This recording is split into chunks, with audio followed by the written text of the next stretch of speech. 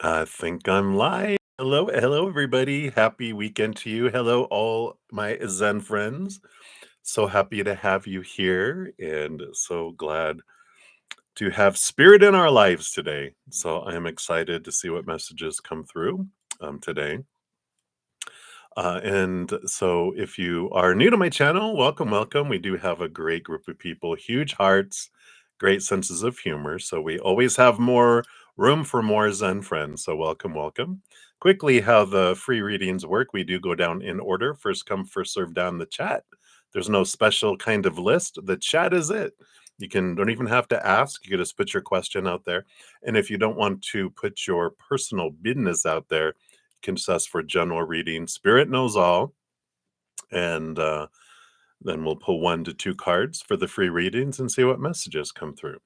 If anyone makes a donation, I do honor that energy exchange. It's how I eat, and I'm so grateful for that.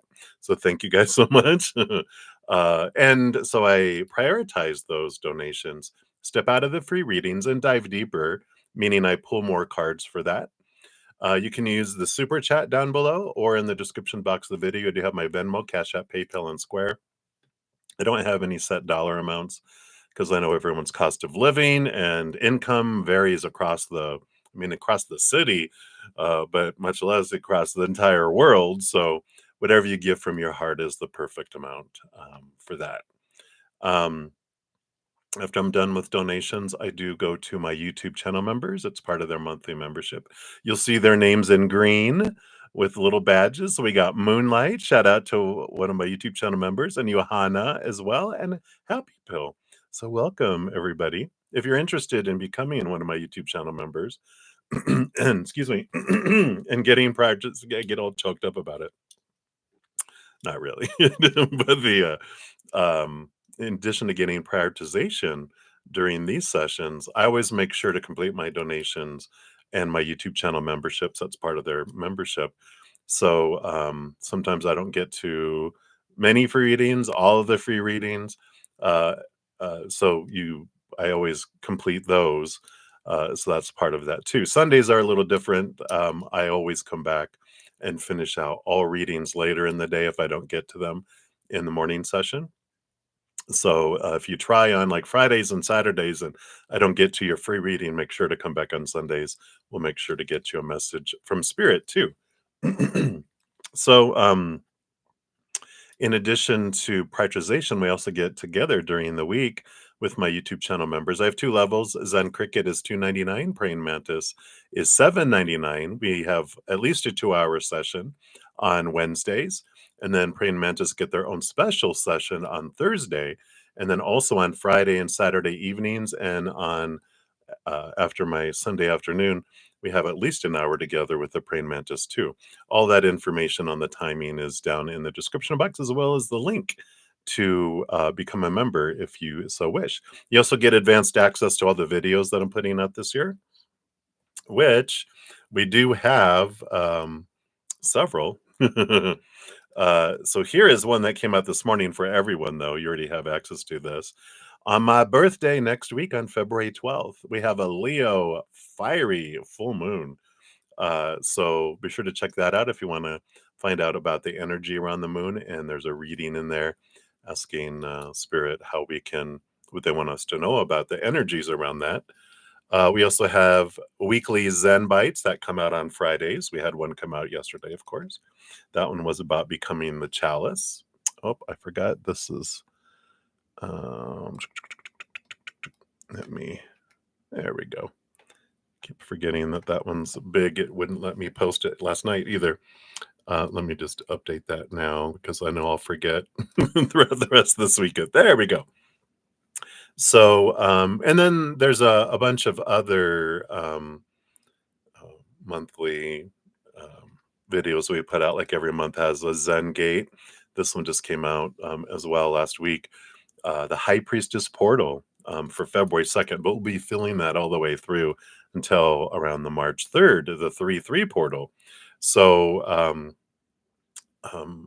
so if you want to look, I won't post all of the links because I've got there's in the description box there's a little links to all the playlists.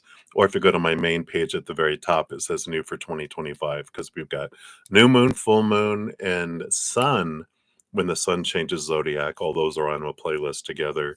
We have the Zen Gates, the quests, the Zen Bytes each week. And I feel like there's something else too, but a lot of free content. So if you're interested, be sure to check those out. And of course, we have quarterly solstice and equinox readings. Here is the solstice, which goes from 12/20 all the way to March 20th. So you can check that out. That's by each element. And if you haven't checked out your 2025 energy forecast by each individual zodiac sign, those are available there too. All right. I think that's everything I want to talk about. Oh, nope. One last thing. So I also offer personal readings if you're interested. We're having a crazy Zen super sale on all of my personal recorded readings. So if you want, you can check that out there um, at that website. It'll talk about everything I offer and all the different kinds of personal readings that I offer, past life, relationship, all sorts of fun stuff. So now's a good time to take advantage of that. It's for my birthday month. Um, so those are on sale. I may extend it too, but we'll see. I'm sure I will, but we'll see. But be sure to check those out if you've been wanting a personal reading. All right. I think that's everything. Blah, blah, blah. We're going to use the Wild Wood Tarot today. It's a very shamanic feeling deck, and I love that. And then for my donations, you'll get a fortune cookie, which is an affirminator card. They're really fun cards, so you'll get that as well. All right, so we do have some donations. Let's jump into those. So first up, we do have Moonlight, and then we will jump over to Michelle. So Michelle, yep, there you go. I see your comment there. So you have your question there. So we'll grab that.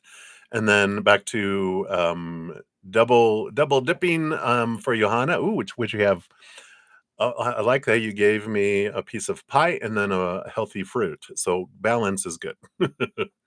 And then we will jump over to Patty. And then I do have a couple donations via Z PayPal. We've got Maria. Okay, double for Maria. So that's where we're at right now for the donations. So let's jump in. All right, Moonlight, thank you for your little dancing superstar little sticker there. And for the donation. Appreciate that. So let's take a look here. So you say, happy Saturday to you. I am doing well. I hope you're doing well. You said the winter resumes here today. So it's cold and snowing. We get snow, I think, on Tuesday, Wednesday. It was like 67 degrees Fahrenheit yesterday. It's a high of 37 today. And it gets colder and colder. And then we have snow. I think it's Tuesday, Wednesday, chance of it. So, but I love snow. I love winter. So sorry. And so many energies in the world. You feel like you're hanging in limbo. I get it. And for everyone too, I posted a message from Spirit a couple days ago. You'll see a big one. It says, "Do you feel like your heart is breaking?" And then there's a message I channeled from Spirit because I was hearing from a lot of loved ones that day, all over the place, of feeling like their heart was aching for the world and everything that was going on in the world. And there is a lot of that energy that's opening up right now. It's kind of like the collective heart is being broken open. But there's a great message from Spirit if you want to check that out there as well. So hula hoop. You're so funny, Johanna. All right. So your question, oh, you mean hello? Sure. So stuff is going on. So an energy update about our feelings, thoughts, and actions. Is he going to stay in nowhere land or what? All right, let's take a look here. So let's see what's going on here. Ours feelings around you and the two of you. So that was the feelings. These are the thoughts. That one is like a A stubborn thought. We'll see what that's about. And then these are next actions. And I feel like that will answer us, but we'll ask specifically anyway. Are they, what's going on here with the no, the nowhere land, right? All right. So your bottom of the deck, the energy that you have coming in is the Empress, which is all about Mother Nature, Mother Nurture, and nurturing yourself. So I like that. One, I feel like they're acknowledging that you are nurturing yourself, you are caring for yourself. Um, and so I feel like they want to validate that and go, wow, kudos, fist bump, high five, elbow bump, whatever, group hug. And they're just like, you know, that you're in such a different place than even you were a year ago about putting your heart first and really um,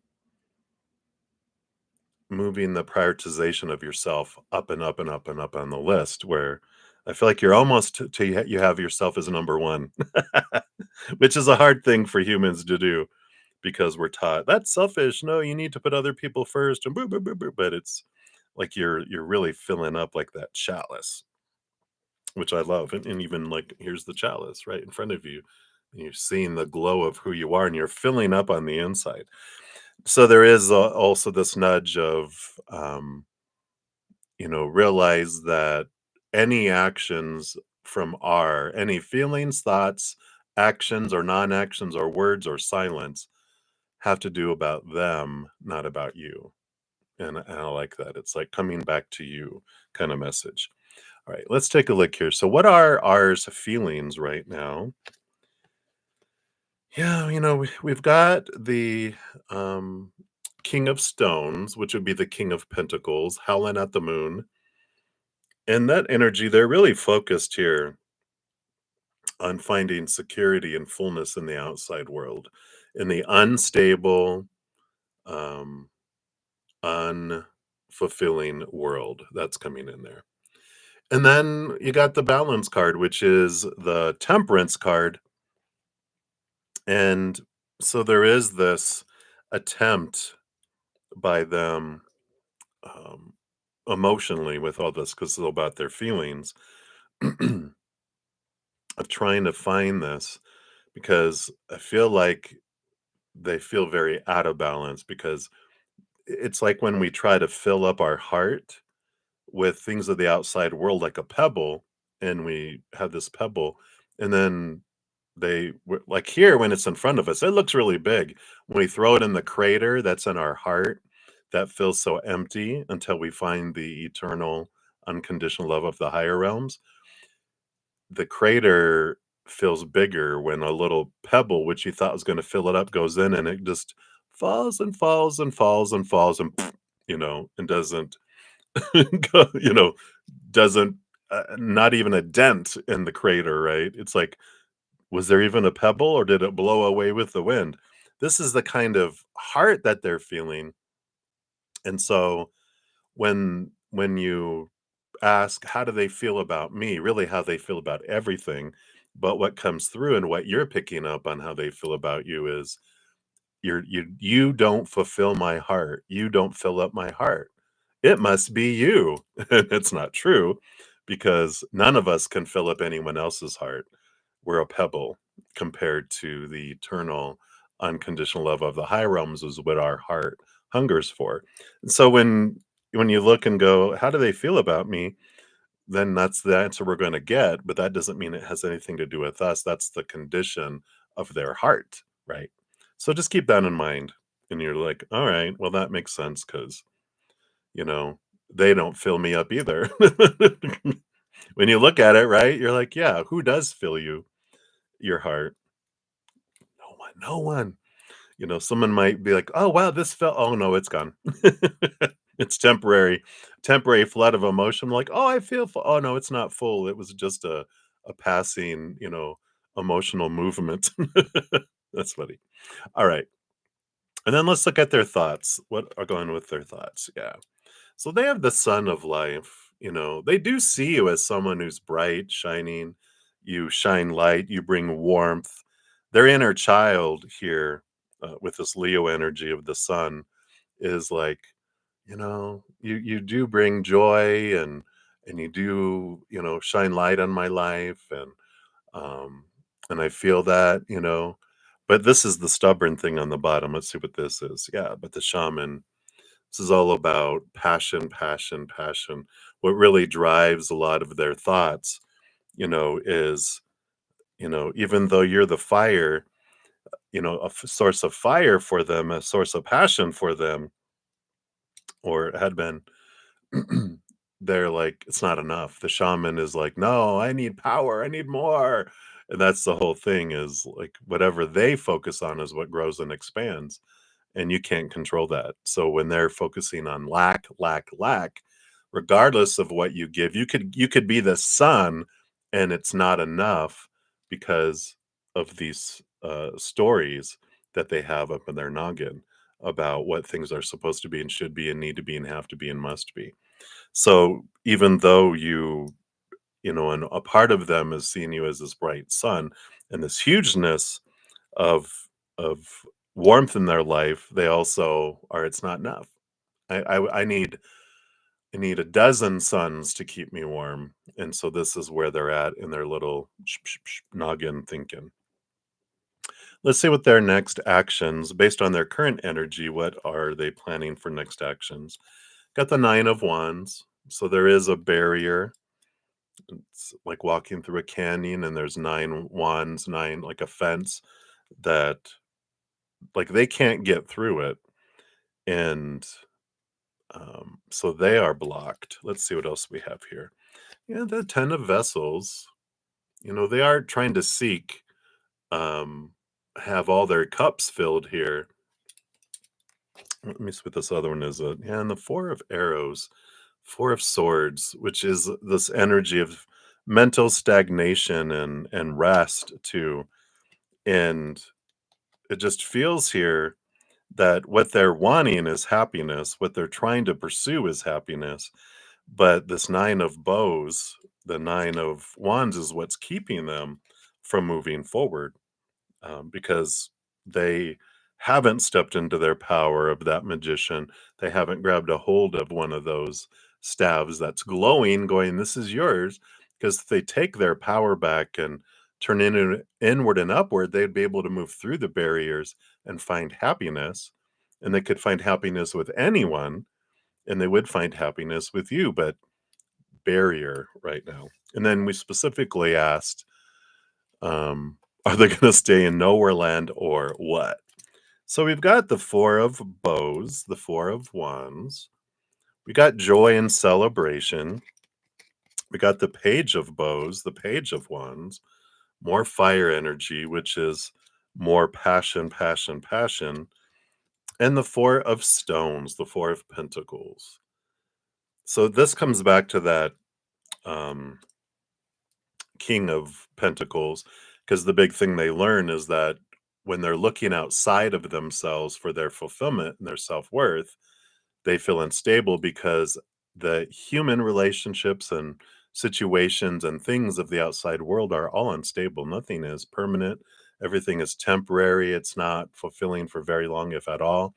And that's where they're at, is this, um, all these fours. I just feel like they're in this stable place where they're at now, but they're seeking this higher passion with the Page of Wands. So I don't feel, I feel like they are gonna kind of stay in nowhere land for a while. The energy I'm picking up is they're focusing so much. I mean, we started off with the King of Pentacles, we ended with the Four of Pentacles energy, which is all that same energy of looking for fulfillment in the outside world. And until they do, they're not going to feel like you could fulfill them. And you can never fulfill them, they can never fulfill you, right? But what happens is when we find that eternal unconditional love on the inside, what anyone gives is above and beyond extra, and we see it as joyful and we're grateful for it. But until we do that, we see the outside world and everyone in it and everything in it as lacking and falling short. And that's where they're at. And I don't feel like a ton of movement and growth. I don't see them heading towards a cocoon for transformation, I see them as a big caterpillar just eating more leaves. I need more. I'm so hungry. These leaves aren't fulfilling me, so I'm going to have to double and triple, quadruple up how much leaves I'm eating. And then all it does is make the caterpillar get bigger and bigger and more hungry. And that's where they're at right now. And I don't feel them moving. So I feel like it's um, realizing that they can't fill you up and they can't, bring that kind of energy in there for you. So, you know, um, I feel like that mother nature, mother nurture is, yeah, returning to your own cup and going, I got to fill myself up. And then what anyone gives me is above and beyond extra. But I kind of just feel like it's a repeating cycle with them. And I don't feel like there's going to be any significant change for quite a while. So if you're asking spirits advice, as far as like, should I stay or should I even invest any energy into this anymore? They're like, well, when you do a cost benefit analysis, it seems like a poor investment, right?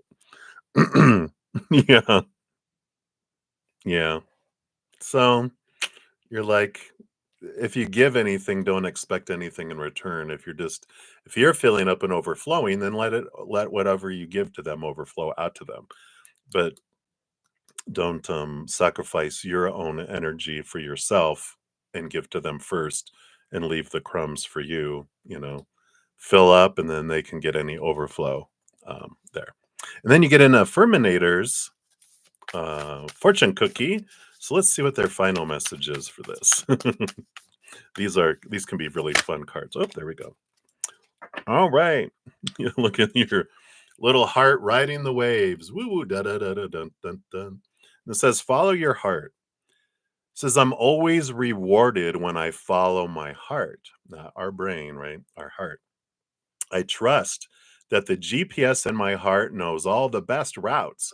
And when it seems like it's taking too long to get where I want, I know that's because there's some cool, weird stuff to see along the way. So there you go. Enjoy that. All right. So that's what they have for you, Moonlight. So many blessings to you. Thank you again for your donation.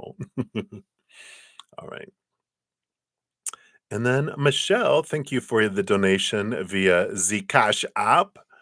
And happy solar return. Oh yeah, my birthday's coming up. I was like, is it the solar? And like, oh, it's my solar return coming up here in a couple of days. So thank you for that. So you have a crush on someone whose initials are HF. And what, if anything, is going to happen between you? All right, let's take a look here. So based on current energies, what is happening here? Those crushes, I know. Infatuation. It's always a fun journey.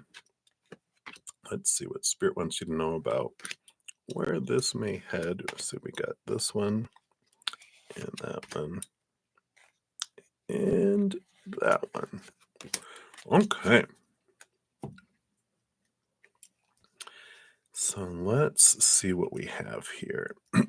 So the bottom of the deck, we do have the hooded man. Dun dun dun. The mysterious crush. That's funny. But it's the hermit card here. And I feel like they're a bit of a hermit, like a recluse, a bit, not like extreme anything, but I feel like they're pretty much to themselves a lot. So I feel like that's important to know when that energy is, below the surface and kind of flowing in there. But let's see what else they want you to know here too. All right. Look at these two archers coming in here. And there's 9 of arrows here, which is about our self-awareness of our thoughts, beliefs, mindsets. Again, the 9, the hermit's energy with that 9. And the archer, which is the chariot card, which is the power of choice here. So two things coming in with that. On one side, it's giving clarity around.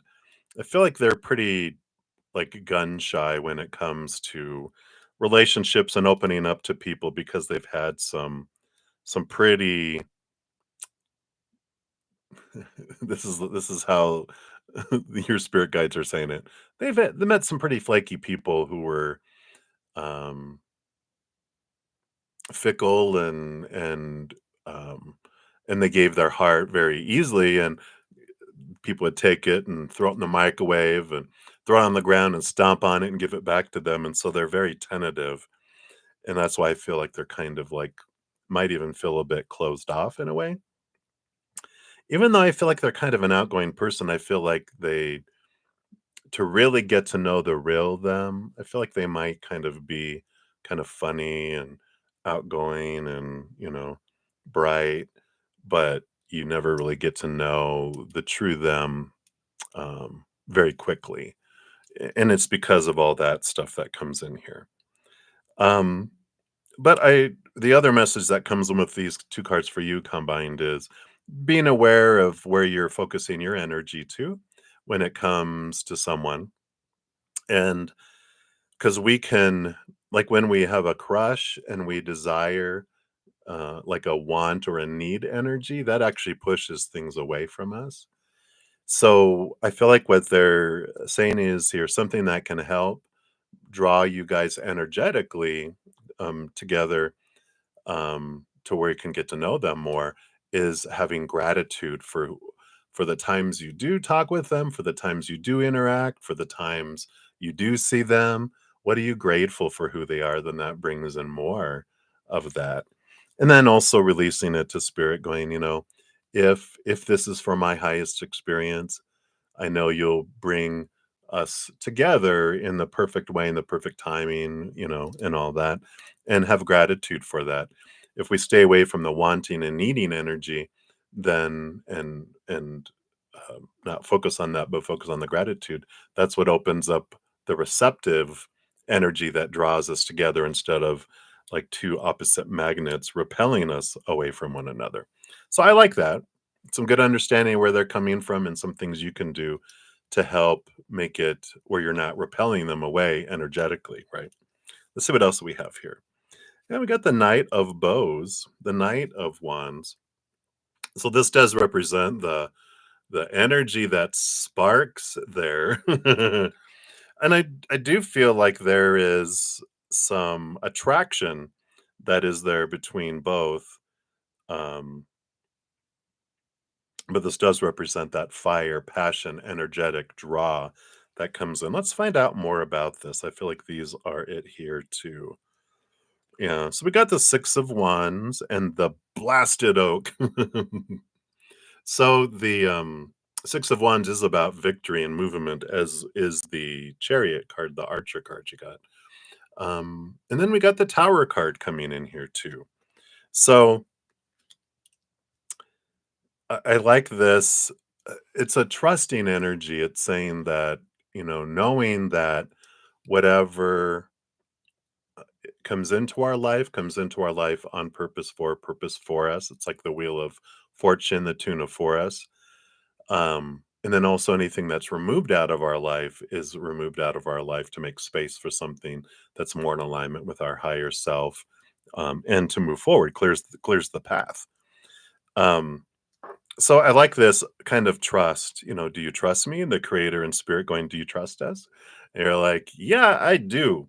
So, regarding this, it's kind of like enjoying it and seeing what unfolds.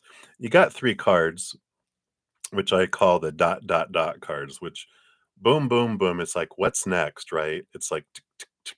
And that's what these three cards are telling us, which is kind of more of what you were wanting, like what's based on current energies. Now that you're aware of all this, where will this lead? Because you might have had a slight change of energy in just getting this reading where before you were like headed this direction, now you're headed this direction, which in the long term takes you in different directions, right? All right, so let's see here.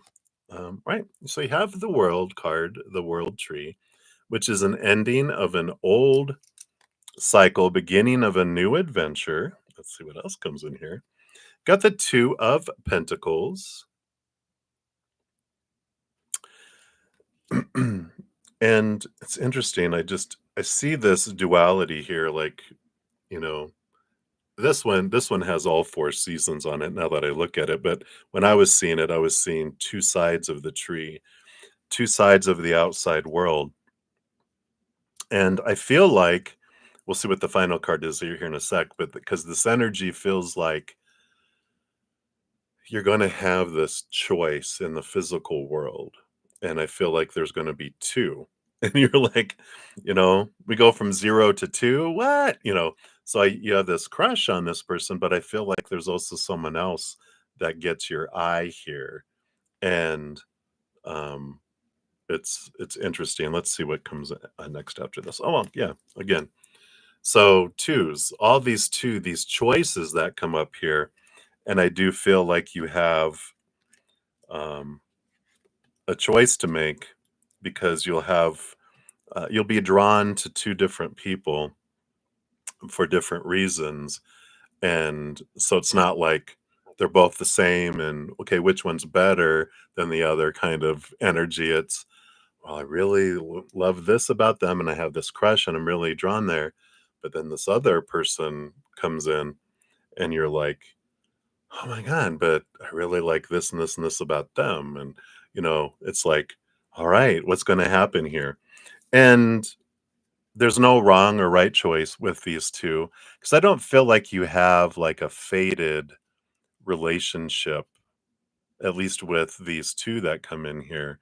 I feel like these are possibilities of future that you could have a longer relationship with one of them, either of them, not just,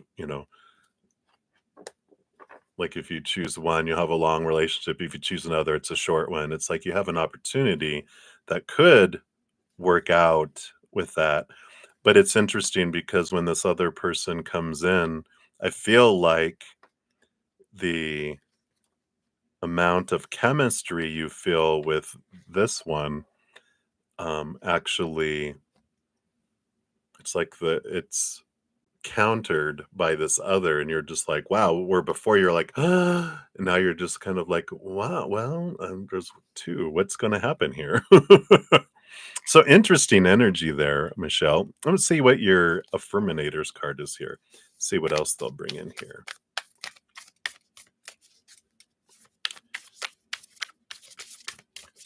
All right, there it was right here. So your fortune cookie from the affirminators says, yay, personal growth. Frog on a big bicycle. So it says, as I move toward greater consciousness, I feel old thoughts and habits fall away. So there is that world card endings and beginnings kind of energy, right? Like training wheels on a bike, they helped me get to where I am. But now that I can ride, I don't need those slow and crummy wheels, except when I'm making bike analogies. So there is this growth that happens through this. Um, but and then I just feel like you end up having 2 individuals that you have a lot of interest in, and that's where it kinda heads. I feel it kinda goes slow with this one because of their hesitancy to open up, and I feel the other person that comes in, they are have done a bit more of their inner work, which I think is sexy, right? You're like, "Oh, yeah," you know, self-awareness, That's funny. Your spirit guides are so hilarious. So, I feel like, that's why you're like, well, this one, they're working on themselves, the current one, but this other one has done a lot of work already, and you're just like, huh, hmm. All right. So that's what they have for you, Michelle. Hopefully that helps. I know, uh, I know how that can be. So thank you again for your donation. I appreciate you, and many blessings to you. All right. So let's take a look here. So Johanna, you are up next. So thank you for the piece of pie there. Appreciate that and the donation. Hi ho. What? It said, why the heck did MM reach out? MMM. Why did they reach out? All right. So let's take a look at your first question here. All right. Why? Why did they reach out? Okay. And then they've got not that one yet. They wanted this one next. With those. They wanted that one, and then they wanted that one, but they wanted that one, the other ones on the end. All right. All right. Let's see what we got going on here. So, bottom of the deck, we do have the Knight of Stone, not stones. Sorry, stones was down there. Knight of Arrows, which is the Knight of Swords. In the energy I'm getting is so well. Kind of changed my mind. I've changed my perspective again. They wanted that again in there again. So let's see what's going on here. We do have the 10 of stones, the 10 of pentacles. Excuse me, burp, which is the I mean, it's looking for fullness of life, including partnership, relationship, do. And this is this kind of feeling of I'm feeling empty. I'm feeling like I need to fill my life up. I need to fill this position in my life. It's like there's a spot and I need it filled. And so I changed my mind. I think you might be good for that. It's like it's the energy, and this is what it feels like is like, let's say you were working at a company and they laid you off, and then you're like, oh, okay, but they kept other people. And then they're like, hey, actually we could use you back. And you're like, for how long? Because they've laid you off and hired you back and laid you off and hired you back and laid you off and hired you back. It's kind of energy I'm feeling. And it's like, that's like someone who comes close and goes back and comes close and goes back and comes close and goes back. I'm like, I've changed my mind again. And it's like, no, that's okay. I need something more consistent, right? Yeah. And here, this is the going back and forth, right? I want a relationship. No, I'm off to myself. I'm in a hermit. No, I want a relationship. No, I'm off, you know, being a hermit again. So this is that wishy-washy rubber band kind of energy that's coming in here. Let's see what else. Yeah. Yeah. So Ace of Cups, they're looking for emotional fulfillment. They got the Four of Cups, which is boredom, and the Moon card, which is a lot of emotion. And this moon energy too coming in here. The fiery Leo moon in 4 days kind of kicks in here too, where it's riling things up, and they want emotion. They're seeking emotional fulfillment. The Ace of Cups, of course, reminds us that uh, we can't fill up someone else, and when we're feeling empty, we will try to fill ourselves up with other people and emotions and relationships and interactions. So it feels like a bit kind of like that type of energy that's coming in here.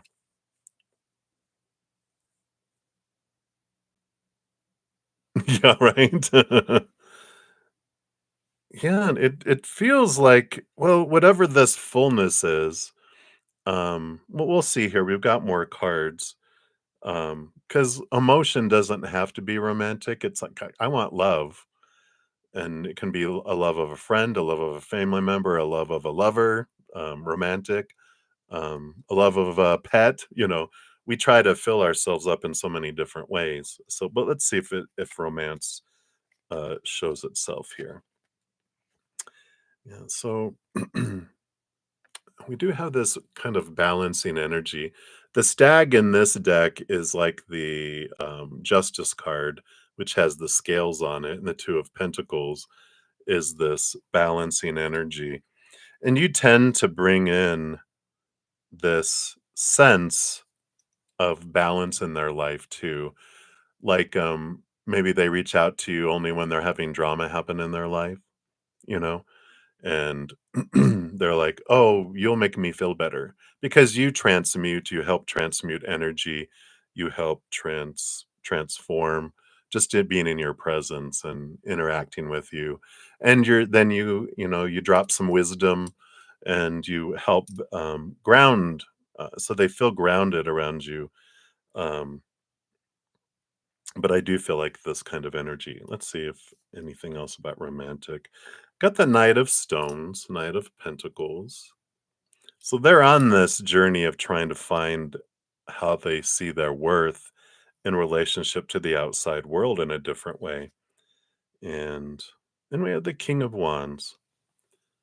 So there is passionate energy that's here, but they're also very not quick on just, you know, acting on that. The Knight of Wands is more of a hey, whoosh, and jumping into things, but the King of Wands is more they're matured, they're um, guarded. Guarded? That's not really the best word for it, but it's like they know when it's appropriate to act on passion and when it's too soon and too much, like not acting on passion with a bunch of people. They're kind of well, guarded is the word that keeps coming up with sharing their passions. But it kind of feels like it's a lot of different emotion all bubbled in when I'm trying to zero in on if it's are you wanting romantic? They're just like, I just need love in any way that I can get it kind of energy, if that makes sense. So, well, hopefully that helps. Let's give you your let's see what they else they have here for you for your fortune cookie through the affirminators. I love these cards. They're so funny. Sometimes. Most of the time they are funny. Yeah. I guess here's your other card too. Well, let's look like you got two for this one. So you got magic pulling a rabbit out of a hat. A rabbit in a hat pulling a rabbit out of a hat. Says, I believe in magic. I see evidence of it all the time, and though the tricks can probably be explained away by something sensible and ordinary, I'd rather not ruin the fun. Other people can fill their days with mere coincidence. I'll fill mine with, holy crap, that's unbelievable. Then you got a bonus card, which is spontaneity, which kind of relates to their energy, right? Do you like spontaneous adventure of the highest caliber? The only acceptable answer to this question is yes. So buckle up, Charlie. You're about to take a wild ride through the unexplored, unconventional, and underrated. You're about to learn that yes is a magic word. Here again, magic, magic, with the power to unlock new dimensions in space time and after hours hangouts. Yes will lead you to experiences you didn't think possible and teach you that lifelong friendships are sometimes lurking just behind a karaoke singer's mullet. And then there's a little asterisk that says, there's a pretty good chance your name is not Charlie. These are so funny. I like it. All right. So that's hopefully that helps with that situation there. And then for your second one, the peach, thank you so much for the fruit and for your second donation. And number two, has he been thinking of you recently? The mysterious he. All right. Very good. Let's see here. Has he? Has he? Has he? Let's see that.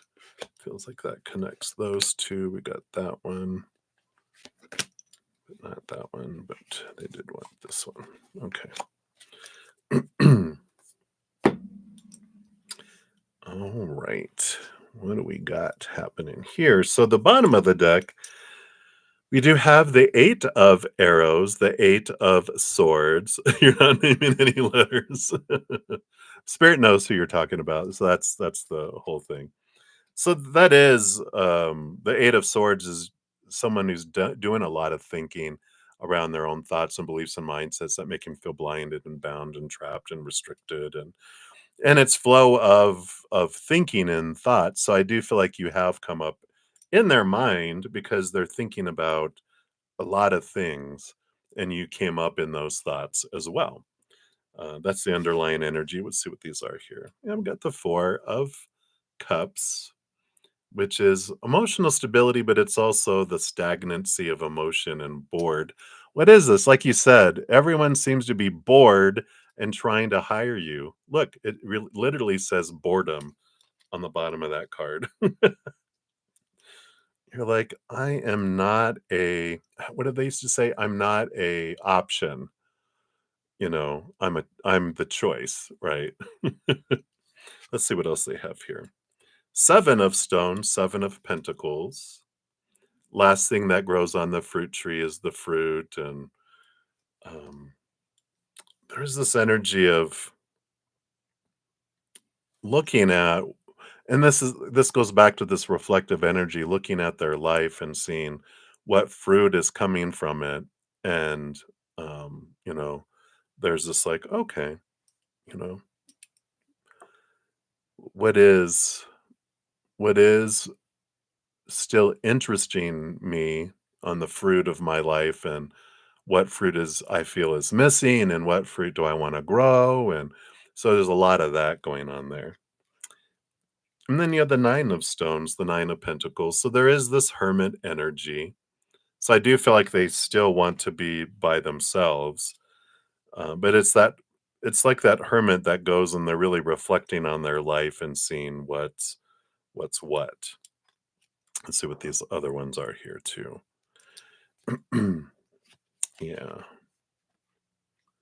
So yeah, they definitely are going through a lot of energy here with the Ten of Arrows. Oh, hermit with a girlfriend, right?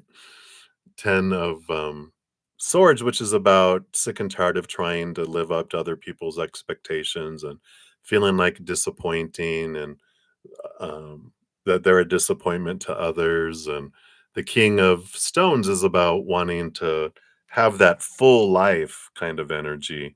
And what does all this mean? And so they are doing this reflection on, what does it mean to have a full life? And, I don't feel like I'm getting that fulfillment in my life. And so I'm like, what is supposed to, again, looking at their expectations, supposed to, shoulds, need tos, have tos, must, what will fill me up? Because what I think is supposed to isn't. So, and what else do we have here? Yeah, the Four of Arrows, rest, and this like with the Four of Vessels, the four of arrows is, it's resting and reflection, but it's also, I feel stagnancy of story and mind and stagnancy of emotion too. So it's an interesting place that they're in, and that makes sense why they're reviewing everything, because they just feel like their life is like stagnant. And they have the Knight of Stones, the Knight of Pentacles. So the Knight of Pentacles, Seven of Pentacles, you know, part of this is about looking at their worth in relationship to the outside world in a different way, um, because they're realizing that what they have been defining themselves by has made them feel unstable, which happens when we try to define ourselves by human relationship, human situations, in our human bodies and bank accounts and things. And I just feel like they're in this kind of, they feel like their life is in slow mo, and it feels stagnant, and it feels like I'm like having trouble breathing because the air feels. Have you ever, like when like especially in like the summer when the it's hot and it's humid, and um the wind, the air isn't moving, and you almost feel like you just can't breathe. That's the kind of feeling I feel like. They feel like they're just restricted and trapped. So you've been part of their thoughts, but it's a part of that whole thing. You've been mirroring. Oh, definitely mirroring here. Uh-oh, there you go. Yeah. And you thought of a brilliant spell. There's this great spell because, they talk about that our spells can't go on other people, that we cast a spell upon ourselves to draw to me the perfect person in the perfect way in the perfect timing, and that those that are not meant for me will be repelled out of my life. So, is that similar to the brilliant spell that you have thought? Let's see what your thing is here. Yeah, look, trust. Trust your journey. Yeah. So it says, I trust that everything will be okay in the end, partly because I simply know it in my gut, but also because it's way more fun to live with trust and confidence than to be a defensive wiener. I love these cards. Like I snorted. Oh my gosh. All right. Yeah. Oh, good. Yeah. Yeah. And that's your, like you're working with your energy, not other people's energy, right? Because their energy is their own.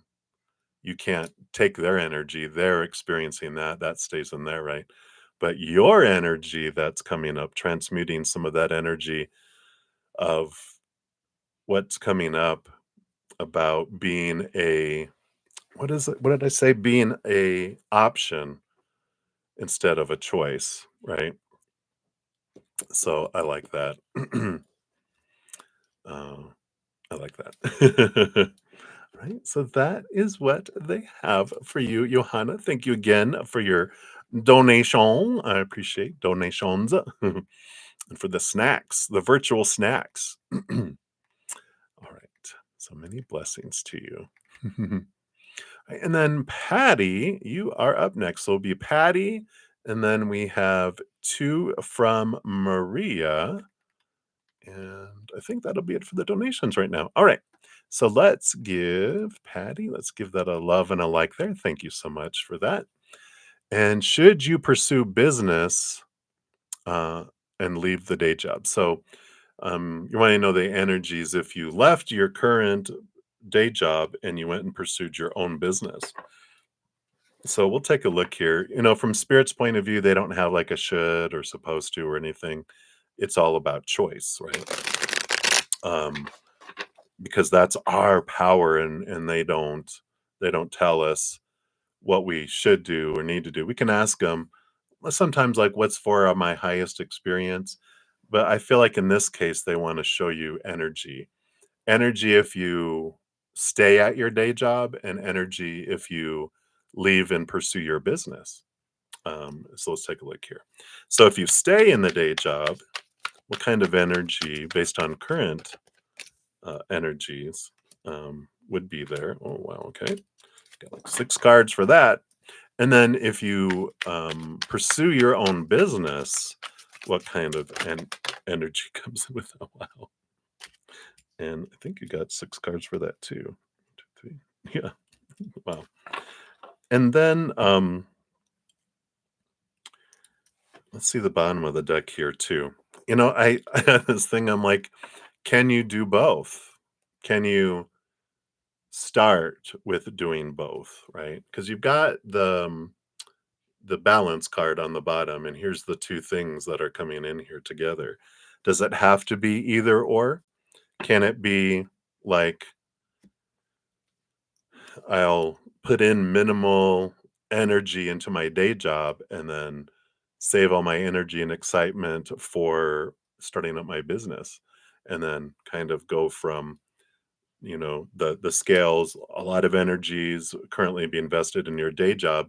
You start off with your business, and then you're able to go part-time eventually at the place you're at, and then eventually when your business is bringing in and it's replacing the income, that you can just go, you know so that's an option. I feel like there's an option C if it resonates and if it's what you want. Again, there's no they're not saying that's what you should do. They're just saying you could do that. That's a third option. Just put it out there for you. So I like that. Let's see what else we have here. Yeah, the current job suffocates you. And I get it because and it is challenging because you're so exhausted and especially if you're I feel like you're like my personality where you want to do a great job and so you pour yourself into whatever you're doing. But if you do that, then you don't have a whole lot of energy left when you get off of work. You're just like, I need a nap. But something that happens too with suffocating too is um that it gives you a breath of fresh air when you're living your dream because the it's like in a way something happens in our human side, our human psyche. When I'm having that one job, it's like I'm defining myself kind of subconsciously by that job.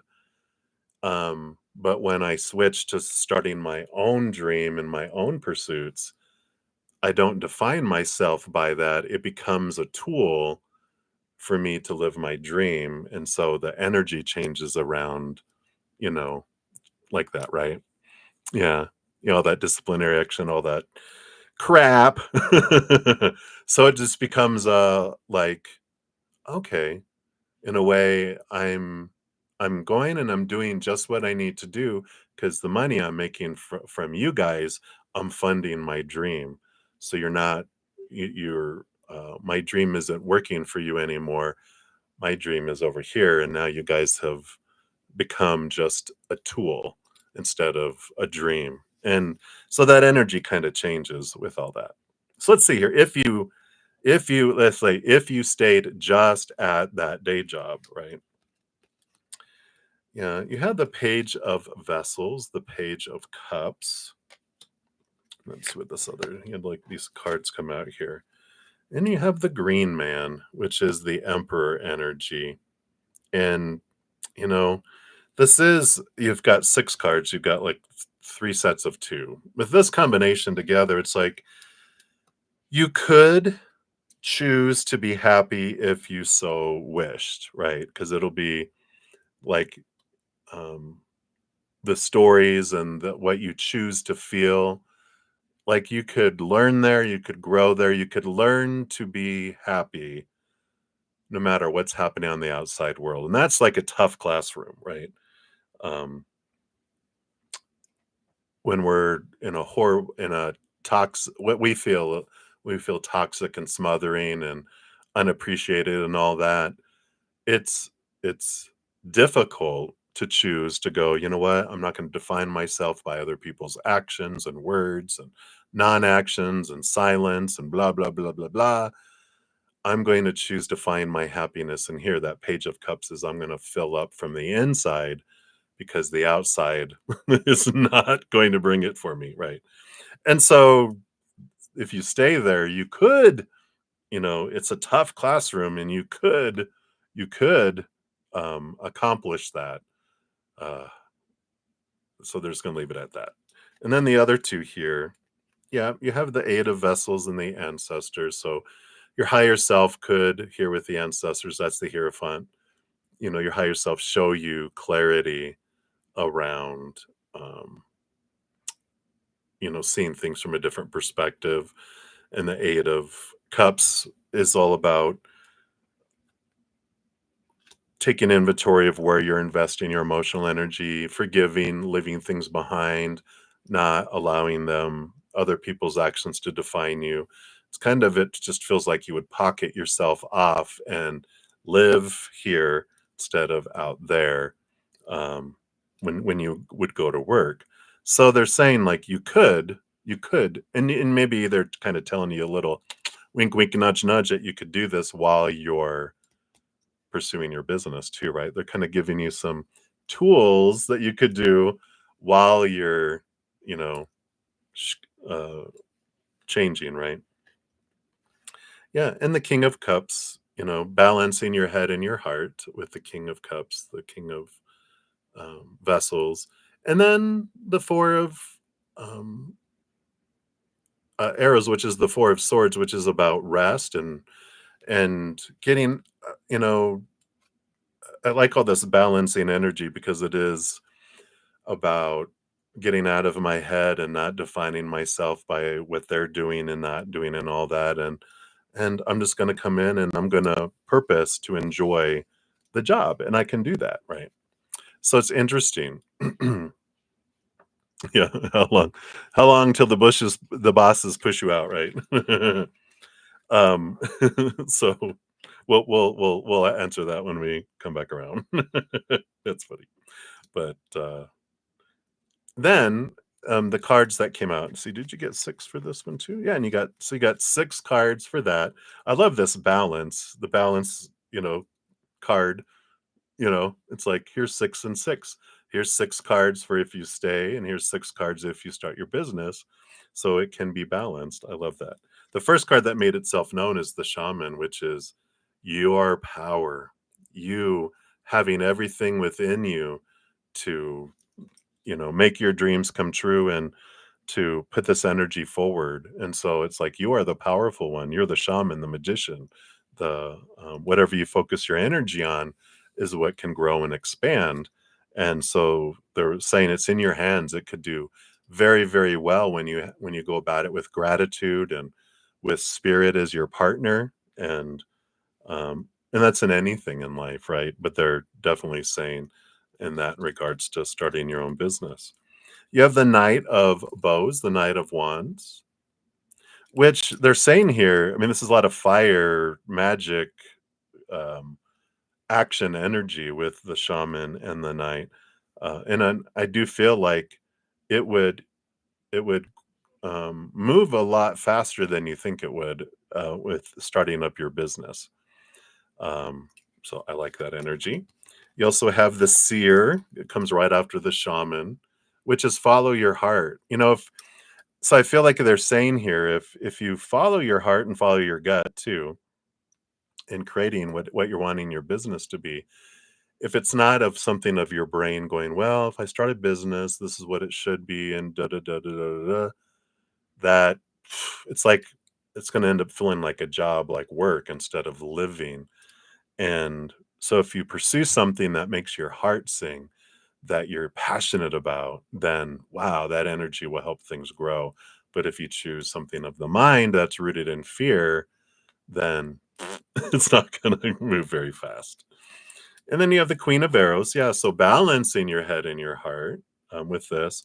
And it's funny because you got the Knight of Cups, which is like the energetic counterpart to this. So it's like you can learn on either side. You will learn on either side. Like if you left to start your business and left that other job, you would still learn about balancing things because wherever you're going, you're there.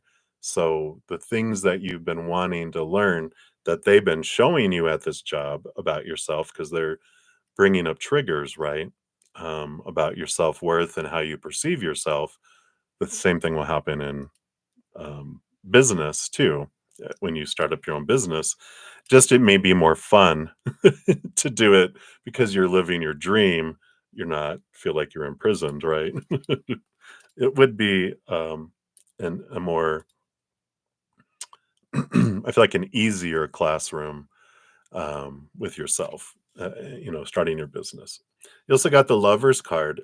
And this has to do with relationship to your higher self and spirit. Again, like spirit as your partner here, especially with the seer, the high priestess energy. But this also is about emotional choice, and you get to choose your emotions, just like you would choose your emotions staying. But this is it's an easier choice to choose higher vibration when you're living your dream, when you're in a different environment too. And then you have the sun card. So victory, victory, victory, victory coming in there as well. So I like this that there's options and that there's no wrong choice.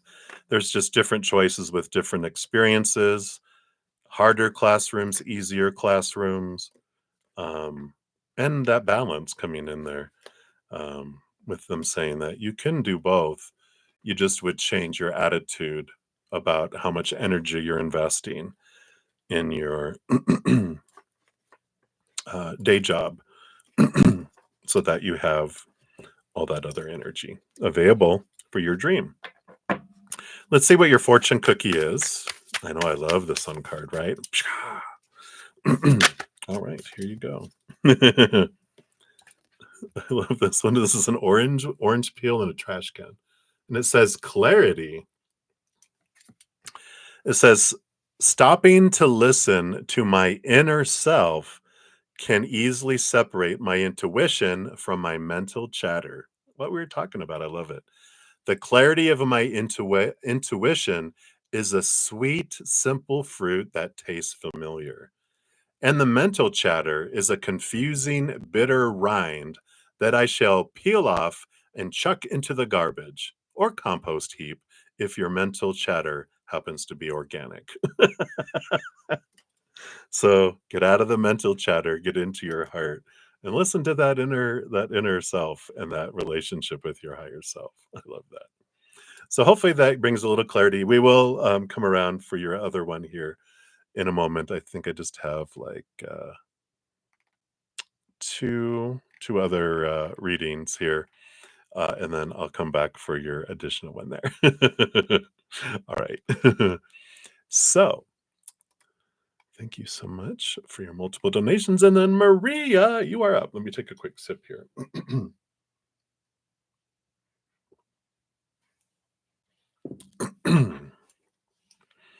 All right. So, Maria, thank you for your dual donations. The first one, Days of Your Lives, Saturday special. Hello. Good to see you. So, see what we got here. So, for today, what are Walter's feelings and thoughts towards you today? So, feelings and thoughts. Let's see what we got going on here in the world of the W. And then will we hang out this upcoming week? All right. All right. And then he's been working on the house and seems depressed and stressed. Something you can do to help him, all right? And what's coming towards you and Walter? All right. Anything else? So I do want that one here as well. All right. So his thoughts and feelings towards you today. Let's take a look and see what we got going on here. Yeah, I mean, well, yeah, he's definitely got some uh he just feels low today.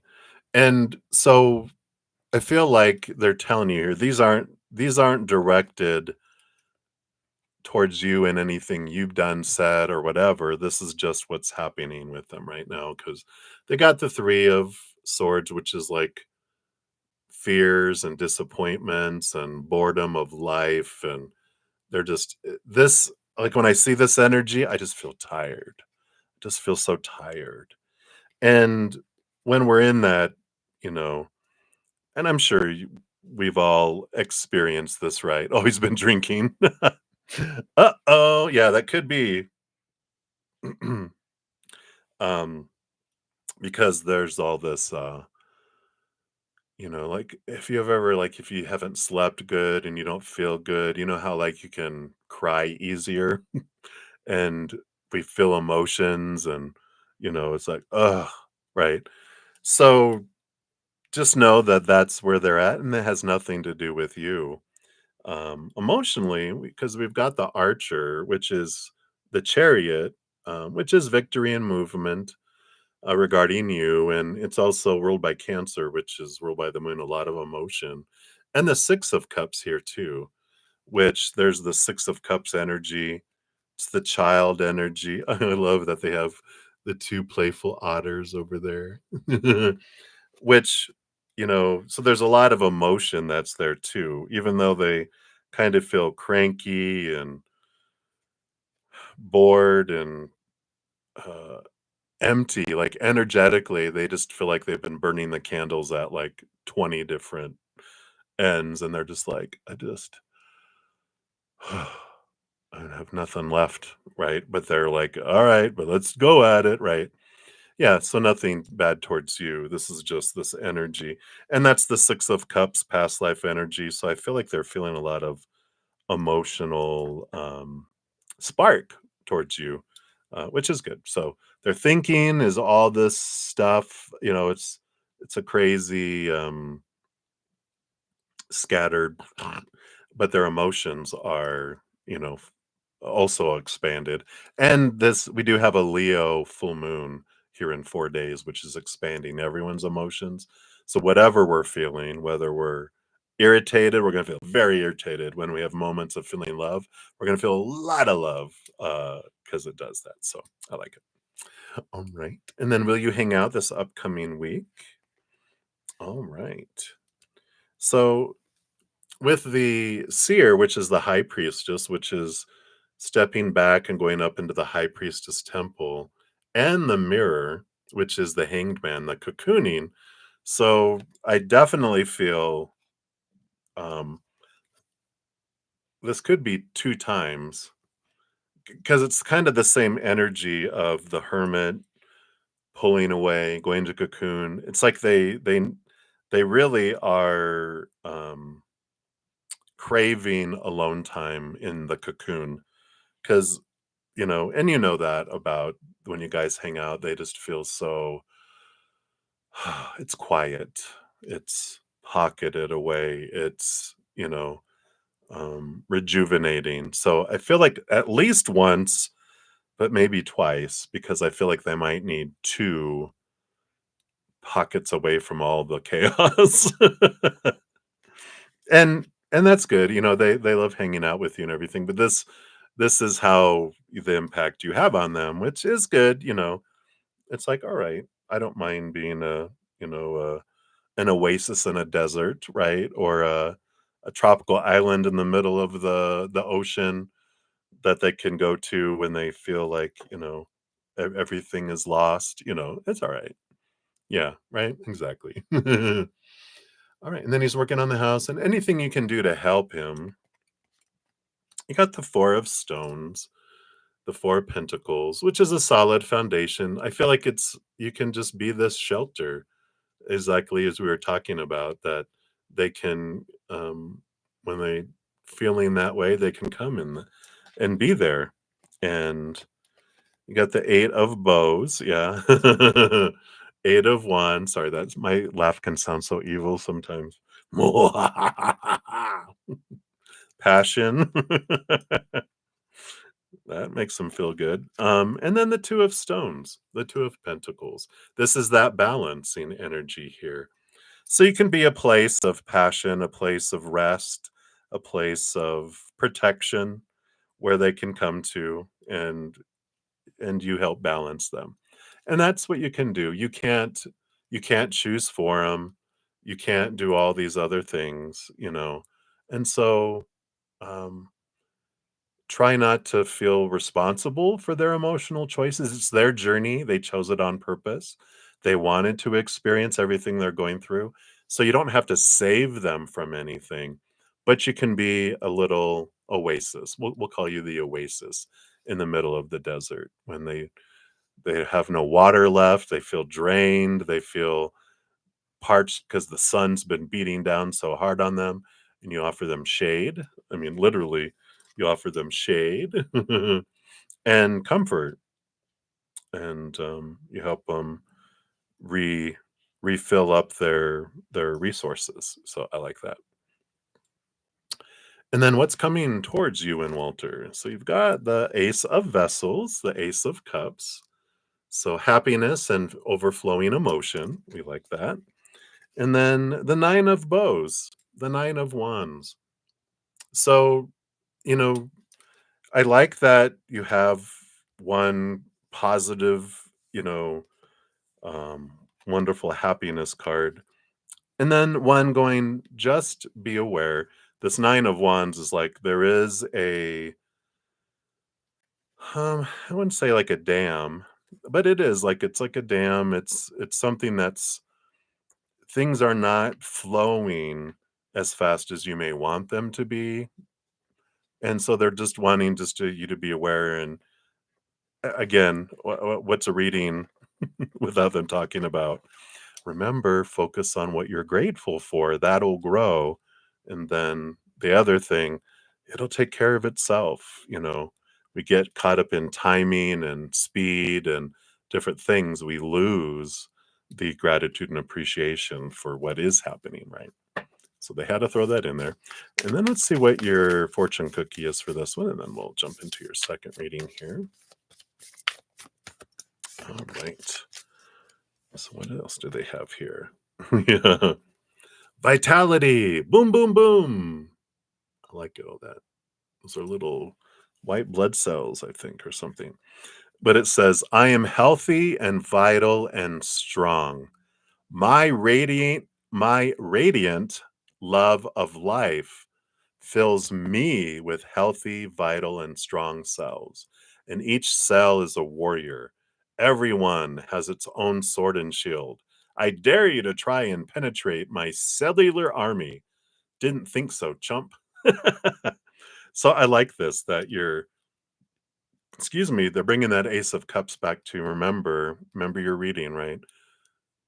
Um, my self-love is the only thing that will fill me up, and when I'm filled up and overflowing, then whatever someone gives me fills above and beyond extra, and that I'm the one that makes me healthy, vital, and strong, and no one else. So I like that reminder. Dun, dun, dun, dun. All right. So that is for that one. And then for your second donation, thank you so much for your dual donations. And let's see what's coming in here for this. So Walter always seems like he wants to tell you more about what's happening with him. What is it?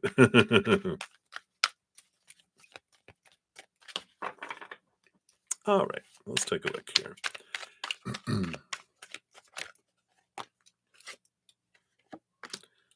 right, and then those, and then those. All right, so for all your questions on here. Yeah, I do see the conflict he has between his head and his heart here with the 5 of swords. So he's got that internal mental battle, and so that's what you definitely pick up on here is that there's there's things that his heart wants to share that his mind goes, "No,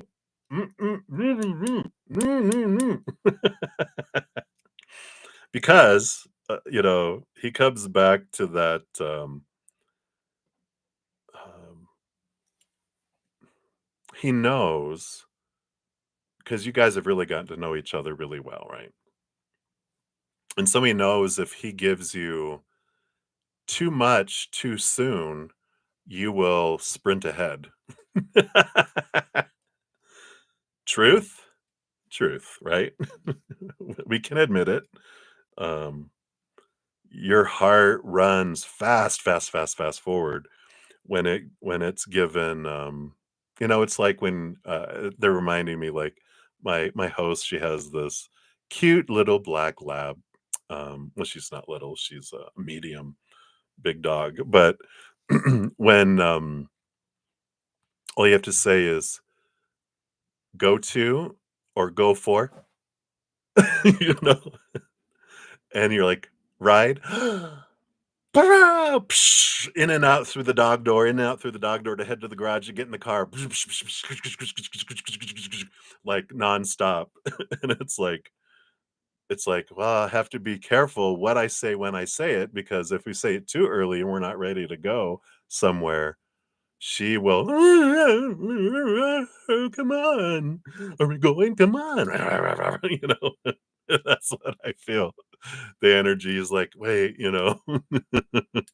So, and that's all right, uh, that he knows that and is like, okay, I want to be kind to you by not sharing too much of what I'm feeling too fast, because that'll be it makes it unbearable, right?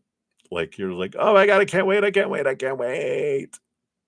Yeah, like the someday kind of things that he's saying, right?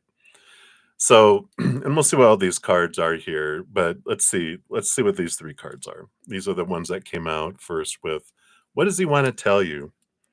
Yeah, the Knight of Bows, I love it. Knight of Wands, the fast acting. So this is the what I just told you, I feel is like what he wants to tell you is, you know, I there are a lot of things that I wanna tell you, but I just you're fire, you whoosh. So I want to because I wanna take things slow. That's the whole someday, one day to all the beautiful things you talk about, but it's not now, and if I share all this stuff too much, then or I embellish it and, um, pour emotion into it, then you'd be like, "Oh my god, I wanna" it's like promising a little kid that we're gonna go to Disney World, and you're like, "I can't stand it, I wanna go now." Makes it unbearable. That's why sometimes parents will surprise things, surprise their children. "Guess what? What? Tomorrow we're going, to Disney World." "No way!" They only have to wait a day instead of, "This summer, we're gonna make plans to go to Disney World." "Oh my god." 6 months from now, So I like that. I love this energy. Yeah. The Blasted Oak, um, which is the Tower card, and the Green Man too, the Emperor. And so with these 3 cards coming out together, it's also like you don't wanna tell a kid 6 months in advance because you don't know all the future either. And so what if you ever watched, Family Vacation with Chevy Chase and they get there and the, Wally World is closed for the 1 week they close down for maintenance and repair, and they go and the parking lot's empty. They're like, "Oh, no," So there's this also this I want to not make false promises or talk about things that I can't guarantee will happen. He knows what he wants to happen, but he can't guarantee everything because life is very unpredictable. So there's also that, right? Yeah, well, we'll close. So, so what does he mean about one day? Let's take a look here. Yeah, we've got the wheels of fate. The wheels of fate will turn and bring to us what it will bring based on what we grow together, right? And so I like this, this weaving and look at even the way they interpret it with the weavers thingy here and they're weaving a shirt. There something is being woven in one day, but we don't he's really a lot about being in the moment, enjoying what is happening now instead of go, go, go, go, future, future, future, future, future. So I feel like he's really learned a lot about um because like their child is grown up so fast and they're like kind of some things that I wish I would have taken the time instead of well we got to get to here and now they're I feel like they're getting to this point where like a teenagers start going I want my own time and away from everything. Ew, no, I don't want you to hug me. I don't want in this, that kind of energy coming in there.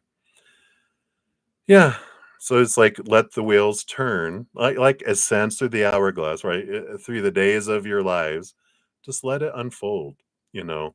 And I feel like that's a big piece of what they're trying to do is one day, these things, but let's come back to now.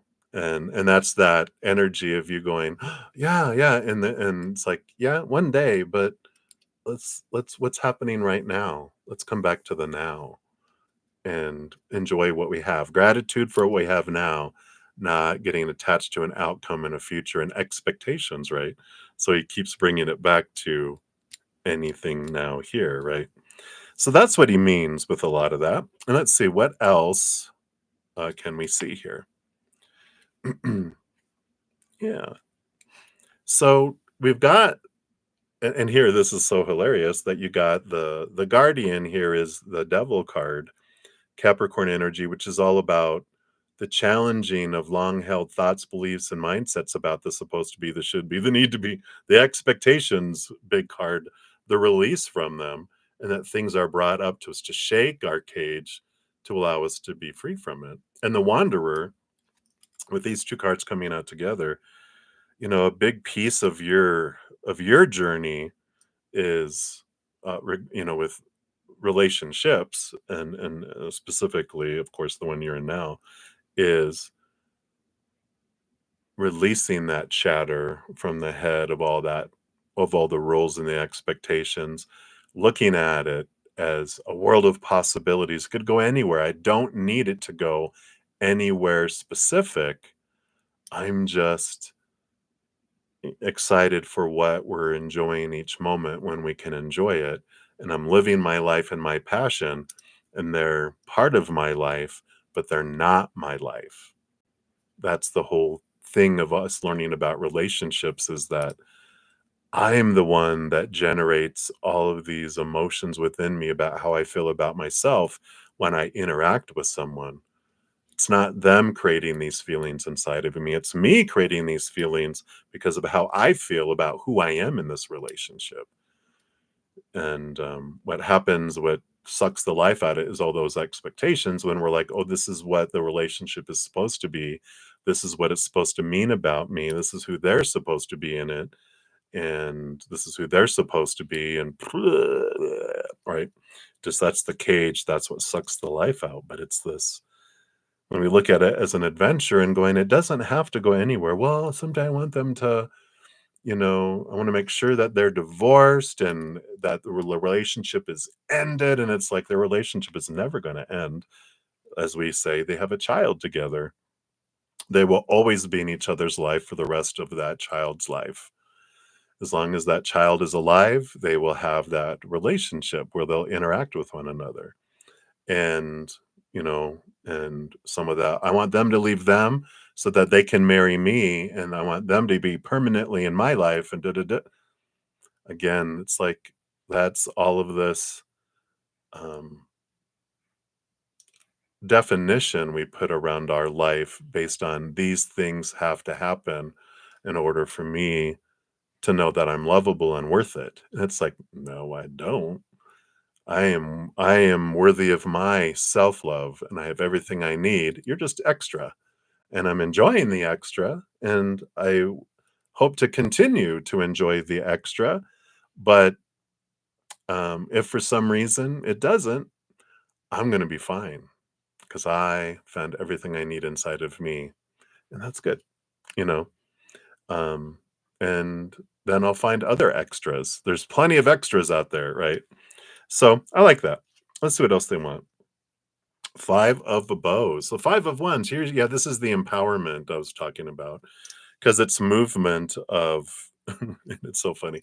I had to put these little circles on this card because this is a known big picture that shows these private parts, but it's a huge. It's like huge. Like when they see it from a plane, you see this thing that's been drawn out from ancient, from like many, many, many centuries ago, from native.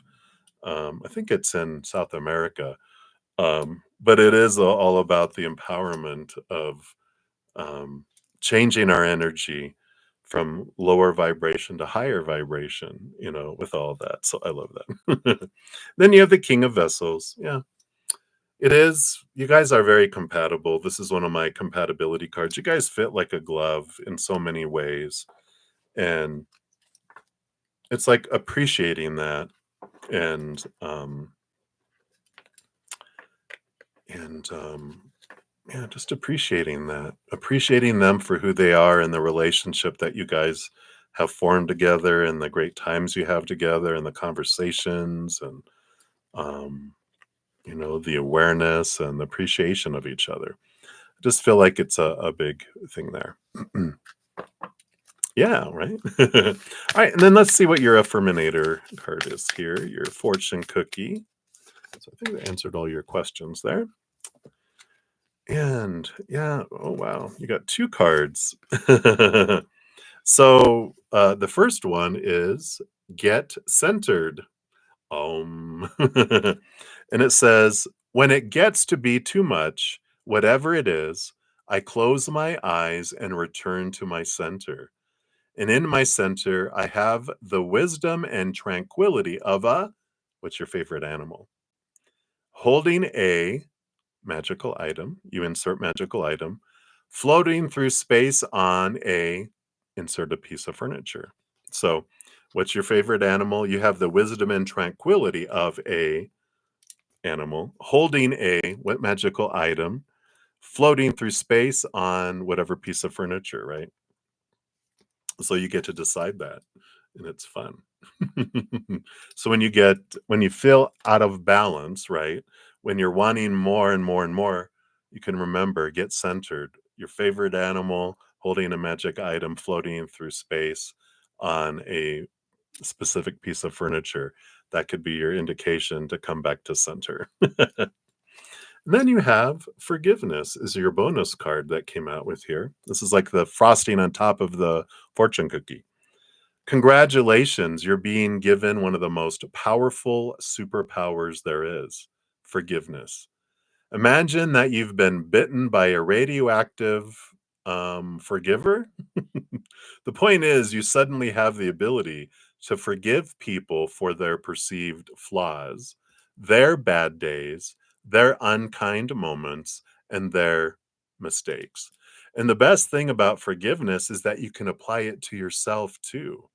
So have fun wielding your new power. But remember, with great forgiveness comes great inner peace, right?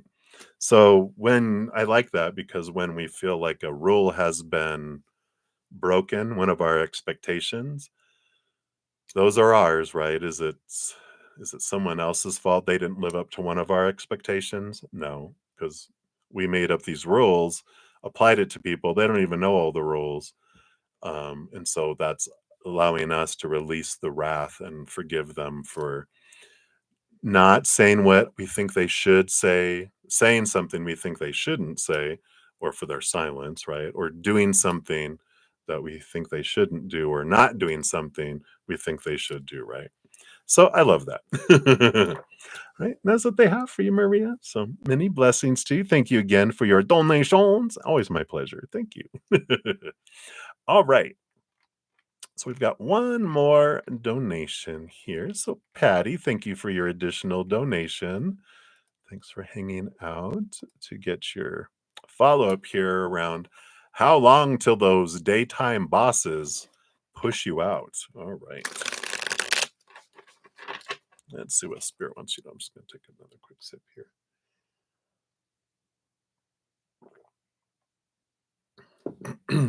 All right. So let's take a look here.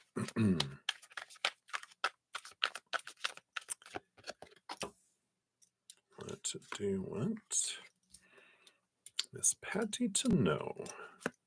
1 and 2 and 3, and then this one, and then this one, and then this one, and then this one. Well, the story goes on and on. Let's take a look here and see what we have here. I love this. So the power does not lie within them, but in you, which is where we want it. Oh my gosh. Yeah. Because we've got here the first one that came out is the Two of Cups, which is all about emotional choice, right? And then underneath that, we have the Archer, which is the Chariot, which is the major arcana number of the power of choice. Where this one's this one's emotional choice. This one is about all the choices. So your power of choice is what rolls over your situation in your life, right? And we've probably talked about this before, but it's always so great repeating because it's so good for all of us to remember that the lives we live and have going on around us, the perceptions that we're seeing are all, we're the projector. We're projecting out our entire life through our choice of story, like whatever's going on is neutral until this thing gets involved, and then it applies a story to what this situation means. What's the moral of the story? Comes from here. The emotions we feel in each moment come from in here. The energy that we're putting forward, that we're drawing things, our manifestation energy, because that's our big power. Whatever we focus on is what grows and expands, right? And then what physical actions we take in the world is up to us. What everyone else is doing is their choices, what they're going through, what they're experiencing. But so basically, like in this case, the bosses won't push me out unless I have a story that they're going to push me out. And then my energy is focused on fear of them pushing me out. And then what's happening? I am telling the universe, you know what I'd really love? What? I'd really love to be pushed out of my job. What?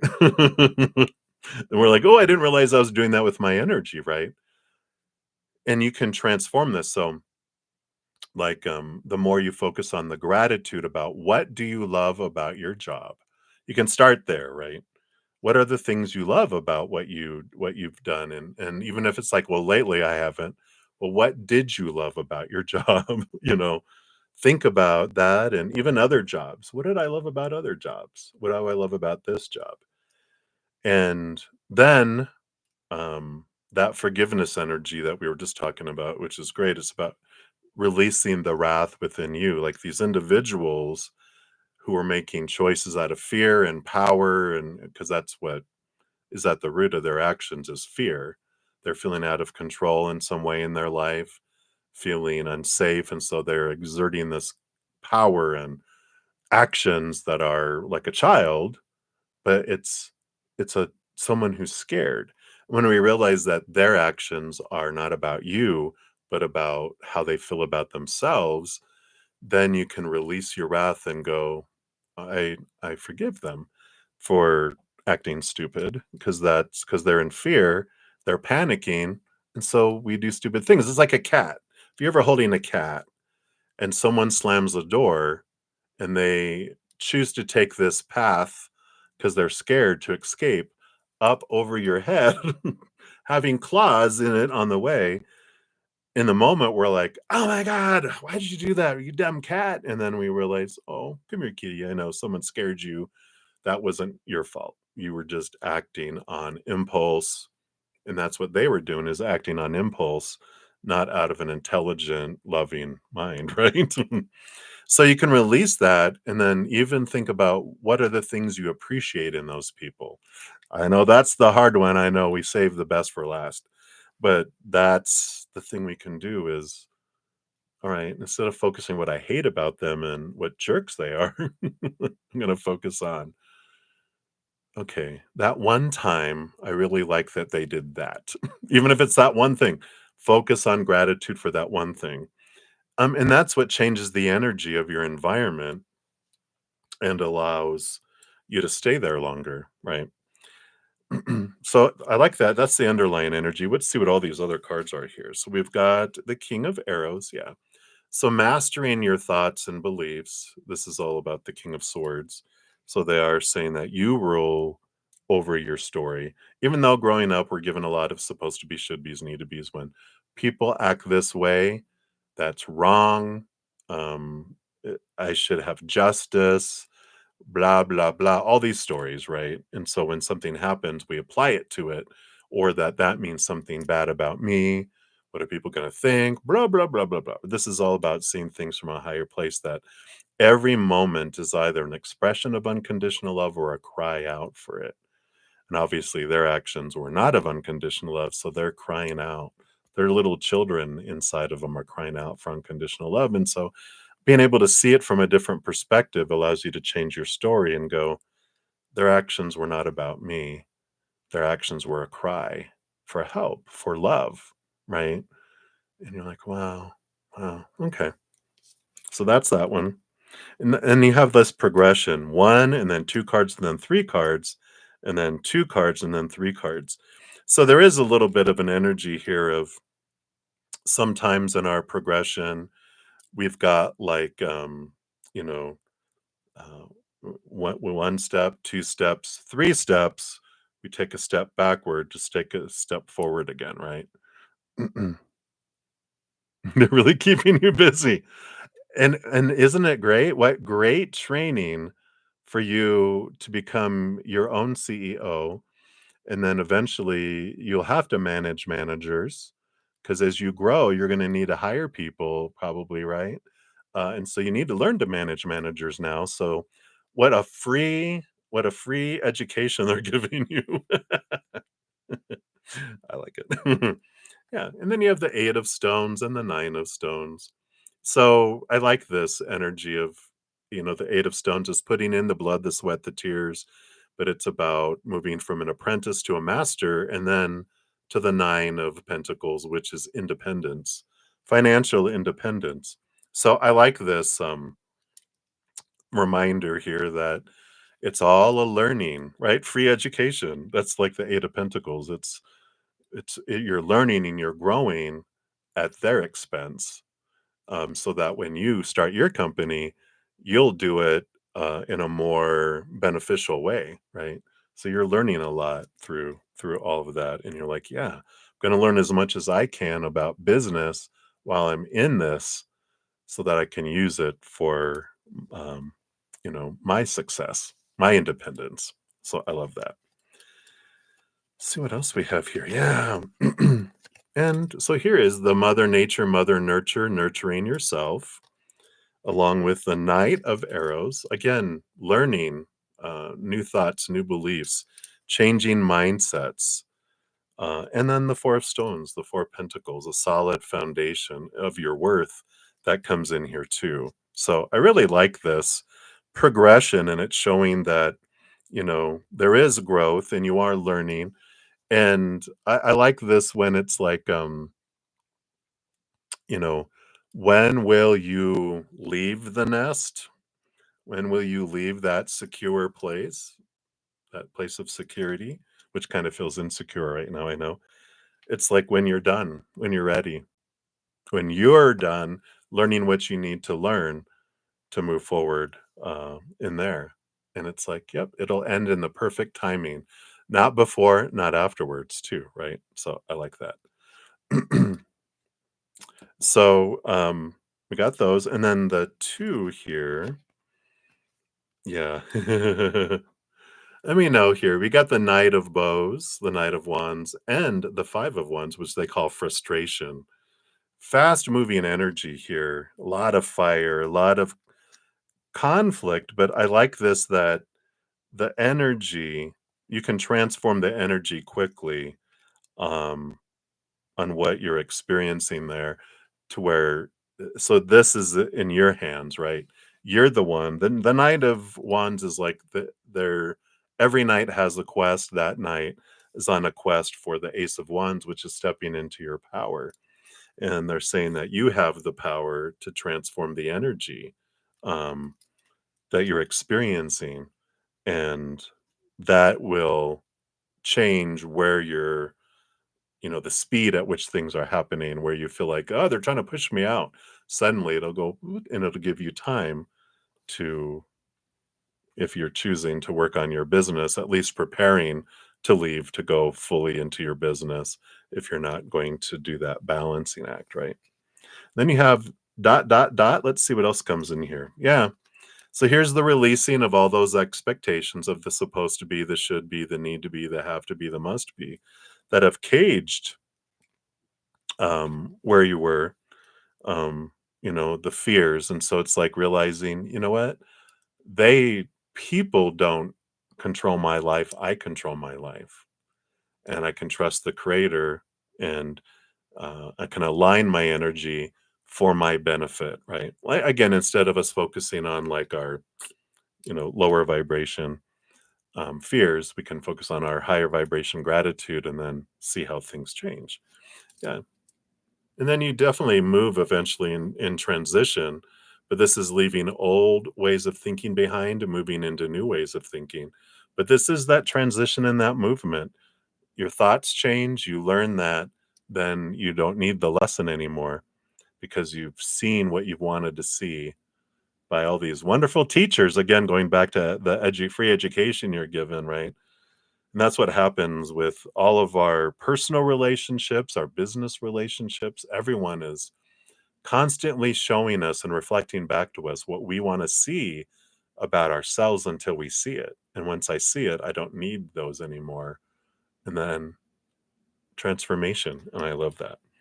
Yeah. And you have the Knight of Stones, which is another knight in pursuit of looking at their worth and relationship to the outside world in a different way. So, and it's the slowness. Again, I feel like it's like you can control the speed at which you leave um, by where you're investing your energy. So I love all that for you. I know it's it's going to be something that's going to impact you for the rest of your life because it will be something that when you start your own business that you will keep in mind when you're interacting with your own employees eventually.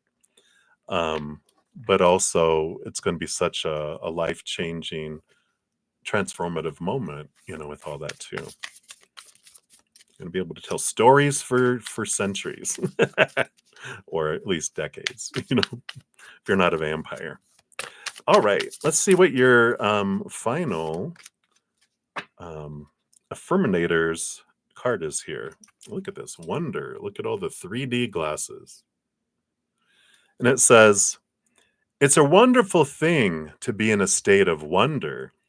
And when I'm a good audience to my life becomes better and better theater. When something delightful happens, I shout, 'Encore!' and be tickled when it happens again. When something maddening happens, I can laugh it off. Either way, I'm glad I got a ticket to the show." So that's again that change of energy. Instead of if it's maddening, I'm going to choose joy, higher vibration, joy and gratitude and laughter. I'm going to laugh it off and go, these silly little kids. Thank you. Thank you, teacher. All right. So that's what they have for you, Patty. You're very welcome. I hope that helps. And many blessings. Hang in there. Hey, Olivier. Shout out to one of my YouTube channel members. Hello, hello. All right. So I do have one more donation that came in. Thank you, Kitty, for your, are they dancing? Boom, boom, boom. I love it. And thank you for your donation. And so if you haven't put your question yet, let me scroll up here to make sure it's not up here somewhere. But if you haven't, pop your question down below and we will jump to that here. Scroll, scroll, scroll. Okay, I don't think I see it. So if you want to post your question, we will get into that. How is E feeling about you? Sorry, keep on sliding off my little pillow here. I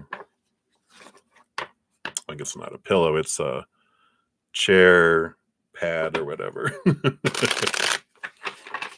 I'm not a princess. I don't have to sit on a pillow yet. All right.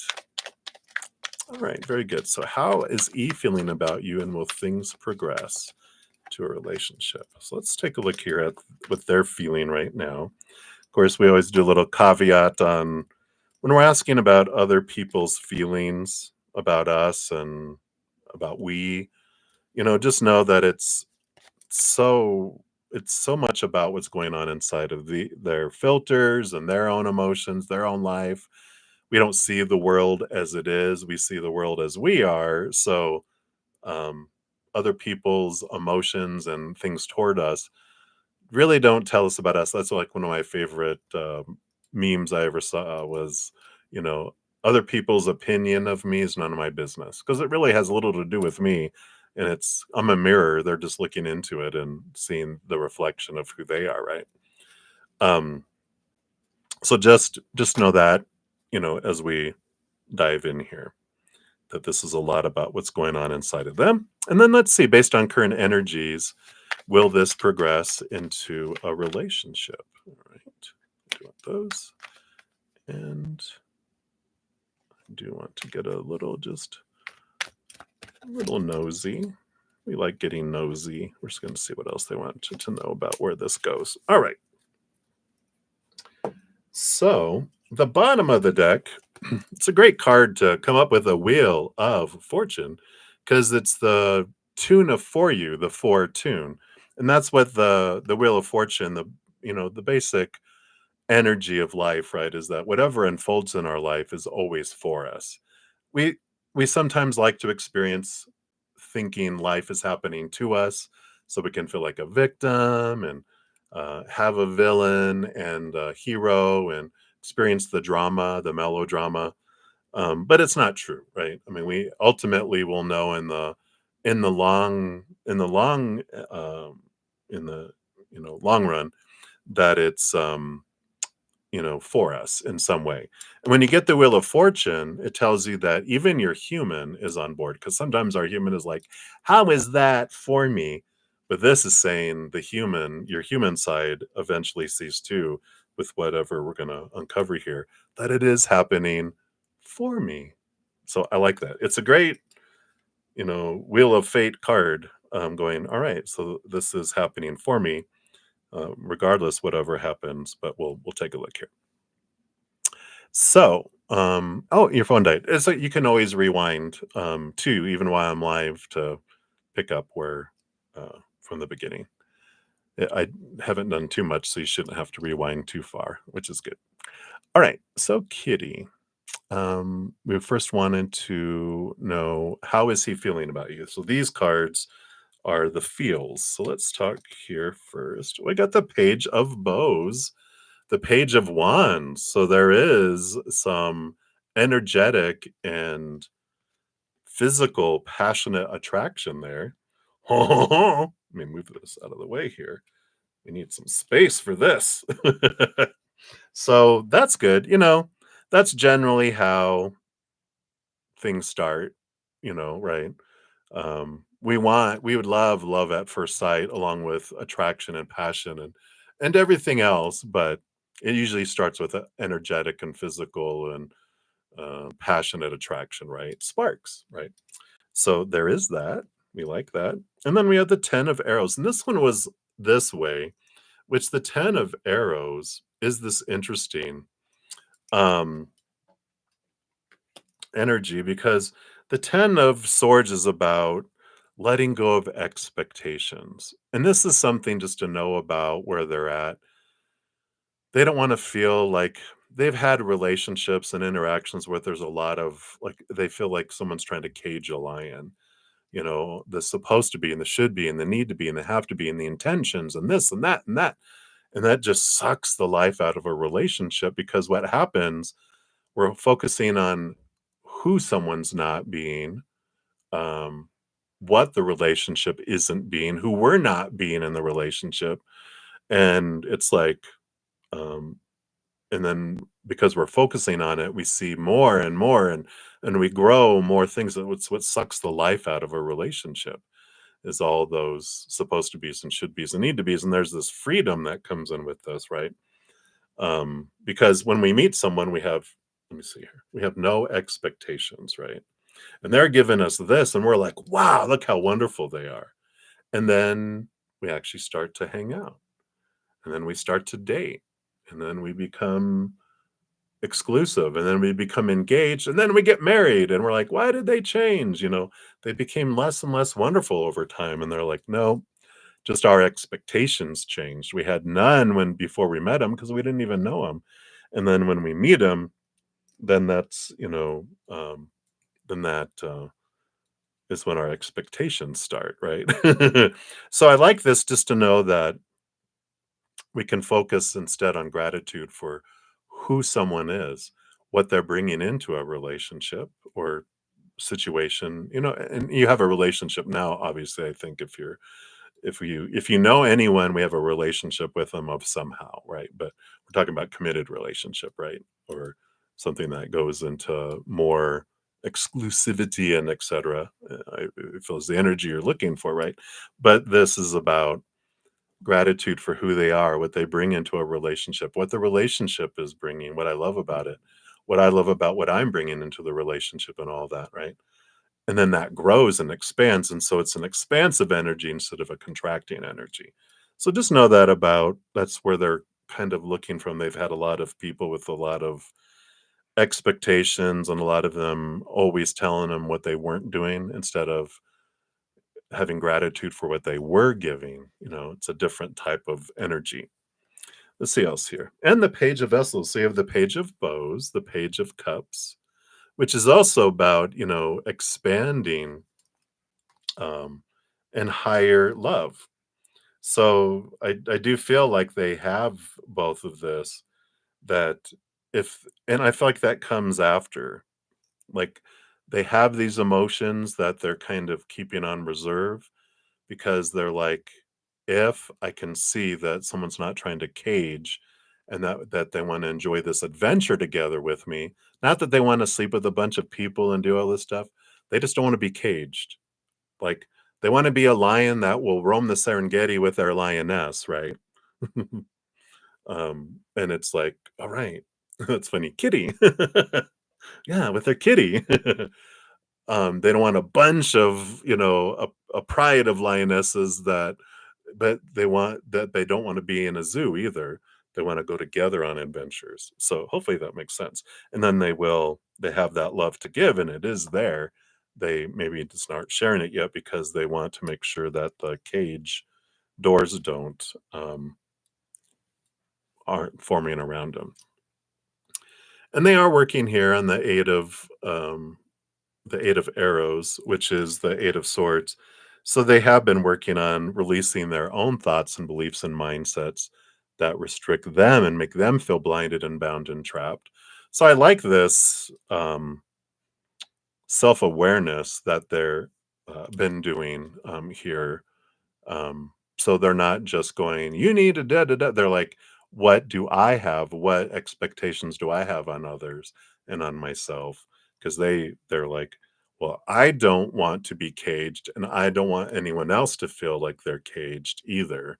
So I like that. It's not what is it called when someone has uh, no one can do this, but I can. There's a double standard, right? No, they want to have that. So I like that. They allow you to be you and allow you to be free and not pointing out, you're not doing that, you're not doing this, you're not doing that. And then we have the King of Vessels, the King of Cups. And I like this energy, Kitty, because it's one of my cards that represents this feeling like, wow, we're a good fit. We, because it's the balance of the head and the heart, someone who can communicate, someone who's not so much in their head, they don't know what an emotion is, and not someone who's so emotional, they're emotionally unstable. It's a wonderful balance. And when this kind of card comes out asking about how they feel about you, they're like, wow, we really have we fit like a glove. We really have a good they can see that possibility that's there that, wow, you really are a good match for me. And I feel like they see that. Now, these last three things, I don't feel like they've talked about a lot yet because it's like this 10 of swords is the gateway that's kind of holding it back for now. So hopefully that makes sense. And then let's see, based on current energies, will this progress into a relationship? All right. I think so. We've got the death card here, which is a death and a rebirth. So I do feel like you guys go through a transformation together, and you have the Eight of Pentacles, which is about putting in and releasing things and the blood, the sweat, the tears. It's the progression that leads to the reward, right? Which is the forest lovers. Can't make it up. So it does, based on current energies, if you will allow the rebirth, allow yourself to go through a rebirth, allow the relationship to go through a rebirth where any any struggles, because there will be, every relationship has them when two people come from different families and different upbringings and everyone has different expectations and supposed to be's and should be's. We work through all those um, as long as we don't rush into something, because if we rush, all those red streams that we see flying by as we rush into a relationship weren't carnival flags. They were red flags or yellow. Let's say yellow. They're yellow flags because they're not like, oh my God, it's things that can be worked out together. They're like, whoa, whoa, caution. What? You believe that? You believe you should put eggs in the brownie mix before you add the milk? What crazy world did you come from? It's I mean, that's just a odd off a whole nother story. But it's realizing that's interesting. Why do you do it that way? I grew up doing it this way, but why do you do it that way? Oh, because we grew up in a higher altitude, and if you do that, then it makes them fluffier. Ah, interesting. Let's try it that way, instead of going, no, it must be this way. It's all working out things together, right? So I love that energy. Then you have the two of stones, the two of pentacles, the two rabbits. And this energy, this is about balancing of the outside world, but I do like this, even though they call this challenge in this particular deck. It just is like, I just feel like blocking it out and being like it's about dancing together and balancing back and forth. And I like that energy. Let's see what else we had here too. Because this is me getting nosy here. Let's see what comes in here. So you've got the three of vessels. Yeah, the three of cups. Joy, joy, joy, and celebration. And the devil card. Here's the shaking and the rattling, letting go of long held things. And these are, I feel like with the two of pentacles, that's the power of choice kind of cards too. And with these two coming in here, this is about every moment we can choose fear and our small t truths rooted in fear about that means I'm unlovable. That means you think this about me. What you're doing means this. It's like when we realize, again, I get to control the stories and I'm going to choose joy as much as I can. Gratitude, unconditional love, joy, laughter. Can you imagine a relationship where all you do, you don't focus on who someone's not being and what they're not doing, but focusing on who someone is and what you love about it and what you love about their doing? Changes the whole energy of a relationship to expanding instead of retracting, right? Then your last two cards here. Yeah.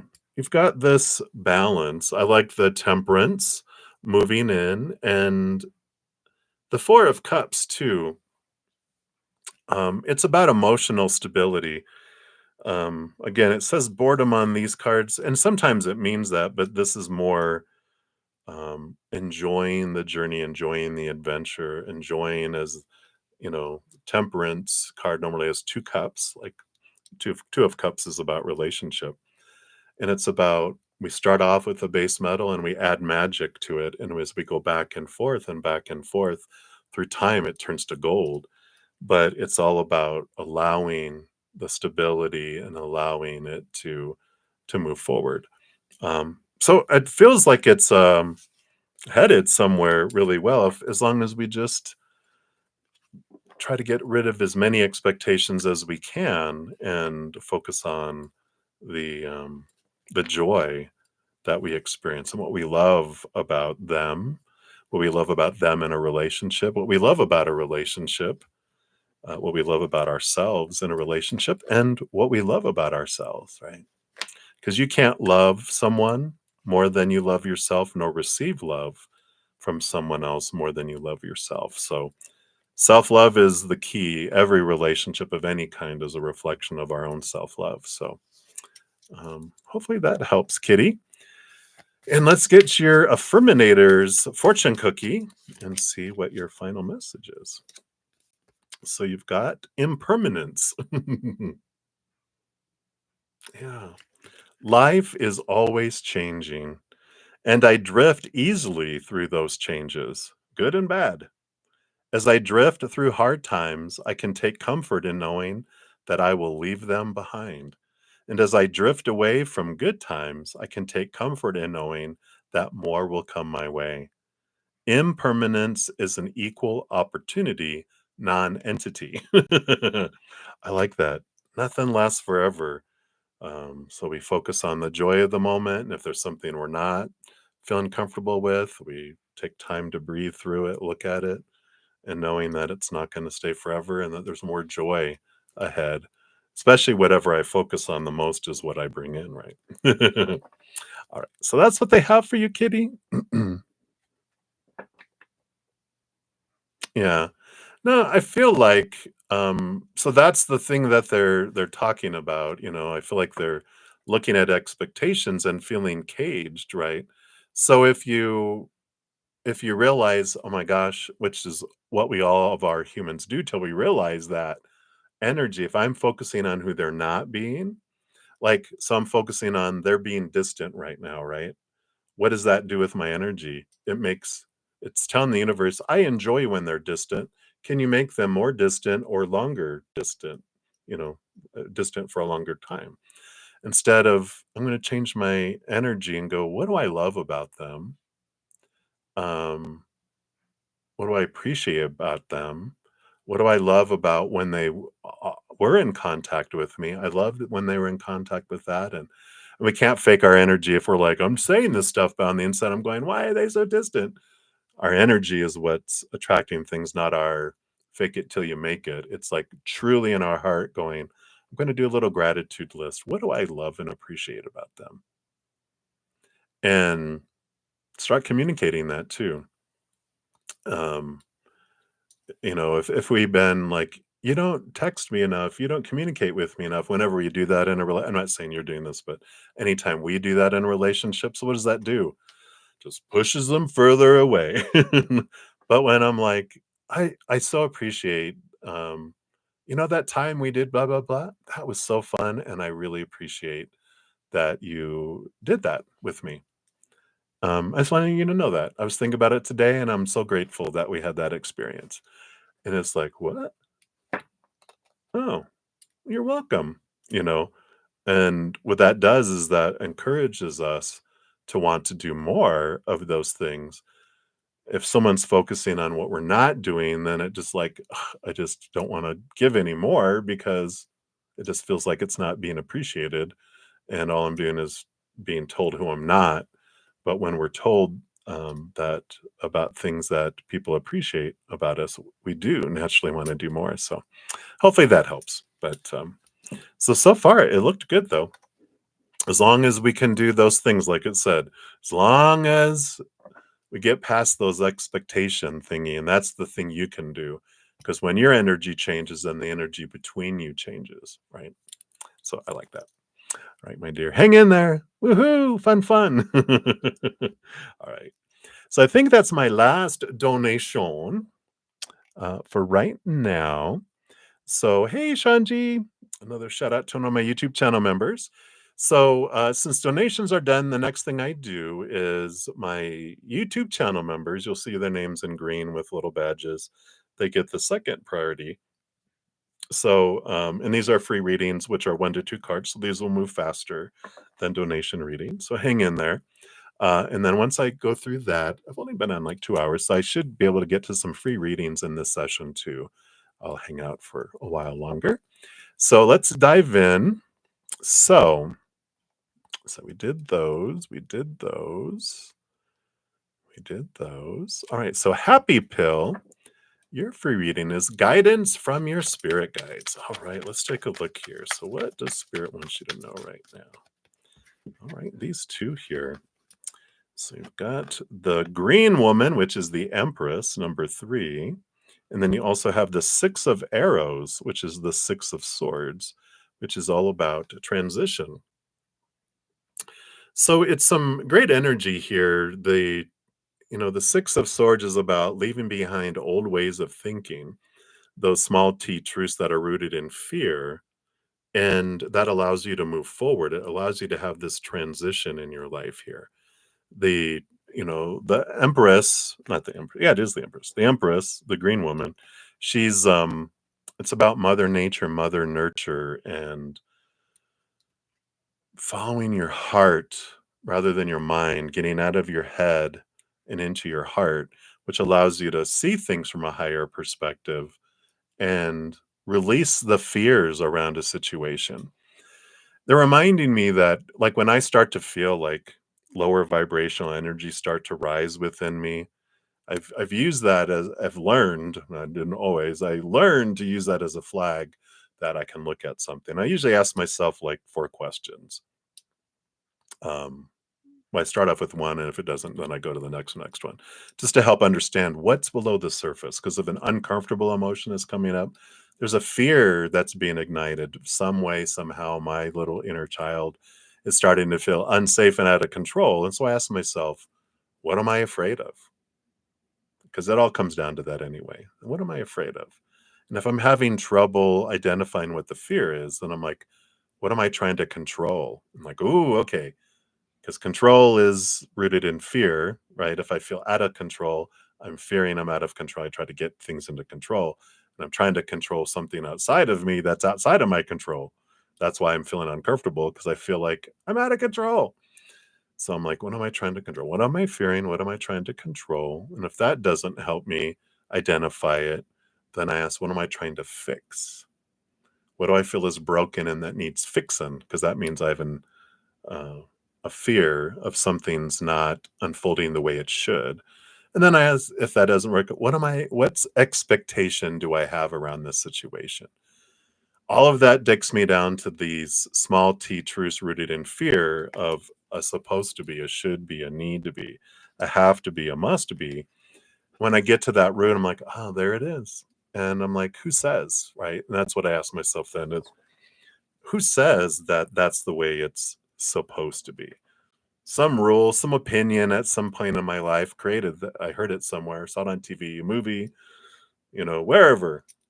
And it's like, I don't need to, I don't need to believe that. I can change my story. I can change my emotion. I can change my energy. I can change my physical action. And then you have that power, and then that helps transform that. And I like that. It's that nurturing. It's coming back to me and realizing everything I'm seeing in the mirror reflection of the outside world is about me. It's a reflection. Life showing me what I want to see about myself until I see it, right? So hopefully that helps. That's what they have for you right now. Happy pill. So many blessings to you. All right. So we did those. Okay. We did those. Okay, we did those. All right. And then Moonlight, your free question was anything for the rest of this weekend. All right. Let's see. What do they want you to know about this weekend? Boom, boom, shakalaka. All right. And this and this and that. Hmm. Wow. So you've got like a homework assignment, if you wish. It's bonus. It's like if you ever were in school and they're like, this is extra credit if you want. It'll help make your life easier. So you have the 10 of wands, which they call the 10 of bows, and the 8 of cups, which they call the ace of I'm sorry, the 8 of vessels. Both of these are like the 10 of wands is my card that spirit brings in, like getting in taking an inventory of where you're investing your energy, right? Because life can seem like everything is important and everything is urgent. And so we're like, we're stressed out because like everything has to get done right now. But this is about having 3 cups, 3 buckets for your energy. The first one is what's truly urgent and truly important to you, goes in bucket 1. Bucket 2 are those things that are truly important to you, but not urgent. These are things you can put on your calendar that don't have to be done today, but they're important. I will get them done. I just need to put them on my calendar, see when they do become urgent, and plan them, put them out on the planner. And then the third bucket is those things that seem to be so urgent, but are not truly important to us. We don't even have to invest any energy into that, because it's not important to us, even though it could be like screaming, it got to get done. You're like, I know it doesn't. And so you realize that you can focus in on that first bucket today. Could it just be a handful of things? Boom, boom, boom. You get them done. And then you can work on something on your calendar that's important for the future that's not urgent. could start on it early and not even pay any attention unless you get everything done and you're bored. You can go to the third bucket and say, let me see, what do I want to work on? I'm going to work on that just because I want to, not because I have to, right? And then the Eight of Vessels, the Eight of Cups is kind of like an inventory, but it's an emotional inventory. And it's becoming aware of where you're investing. Like, um, of course, we always have emotions that we push down and suppressed, and we're using emotional energy to keep down there from when we were young, 7 years old and younger, even into the womb, because we didn't know what to do with those emotions, or we were told, quit your crying, or you better not throw a tantrum. And those were going to be our emotional expression of those charged emotions, but we weren't able to do those. So we kept them down. Because usually when we're children, right, before our brain develops, when we're like 7 to 14, our emotional child emotionally shares what it's feeling by either laughing, crying, or throwing a tantrum. Parents don't mind a laughing child usually, but the other two, right?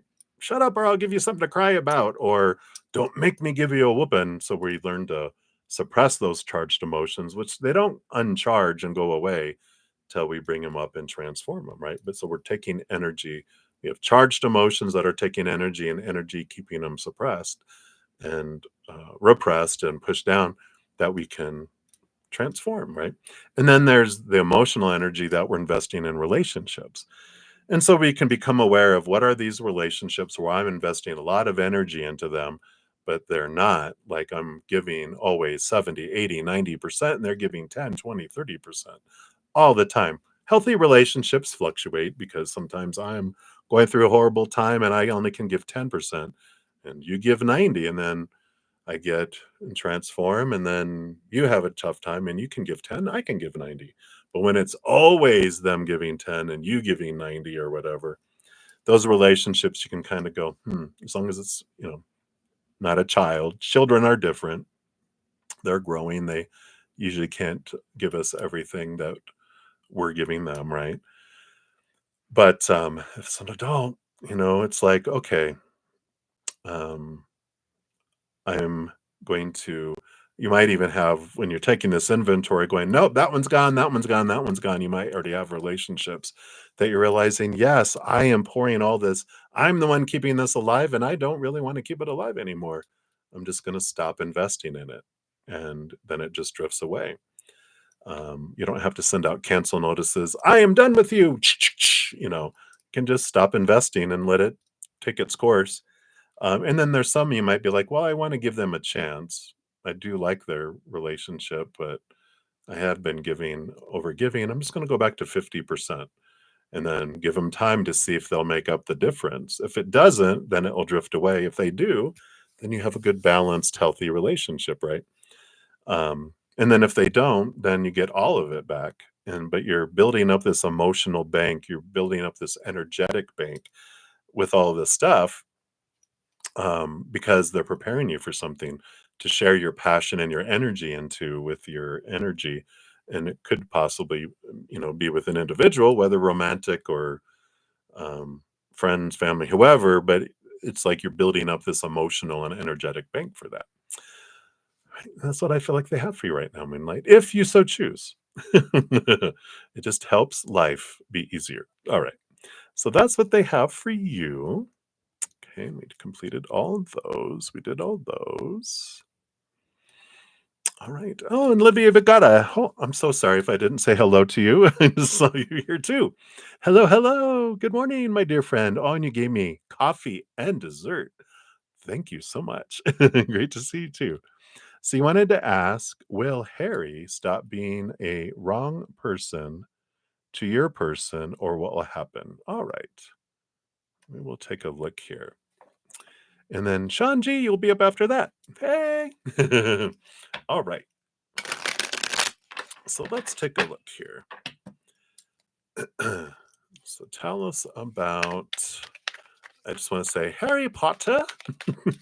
They're not, doesn't sound like they're being magical. Let's take a look here. Oh, okay. They do want to give you these. Normally, they're just 1 to 2 cards, but they gave you 2 sets of cards. I feel like there's a message in here. Yeah. So, yeah, we have the 9 of Pentacles and the 10 of Arrows, the 10 of Swords. So, this first these first 2 cards are about the word wrong. Will they stop being a wrong person to your person? Well, there are no wrong people, right? We're always have the perfect characters in our life, like in Harry Potter. You know, yeah, when is Lord Voldemort, if you're a Harry Potter fan, when is Lord Voldemort, when is he gonna be stop being the wrong person? When is he gonna stop being the villain? When is, oh, what was his name in the Slytherin? Is his, you know, the blonde young boy who was, when is he gonna be stop being a bad person, a wrong person? Well, for the sake of the story and for the adventure and for the awareness, we invite villains into our life to be that. So they're never a wrong person. And so they'll stop being the person that they are when the lesson is learned. When your person learns what about themselves they wanted this person to show them about themselves. It's like anything. Whenever I have anyone come into my life that feels like an obstacle or a villain, it's like, okay, teacher, what are you wanting to show me about myself? Because you're going to be in my life until I see what it is I wanted you to show me about myself. And, or if I escape that villain, I will find another villain and I will keep having the individual, individual that comes in someone else's body to show me what I want to see about myself until I see it. And they'll do that, right? So, yeah. And here we go. Yeah. So the challenger comes in, rabbits fighting until I see with the 7 of swords, the thief, the trickster, the deceiver, until I see my own thoughts and beliefs and mindsets that are thieving from me and deceiving me and um, lying to me, right?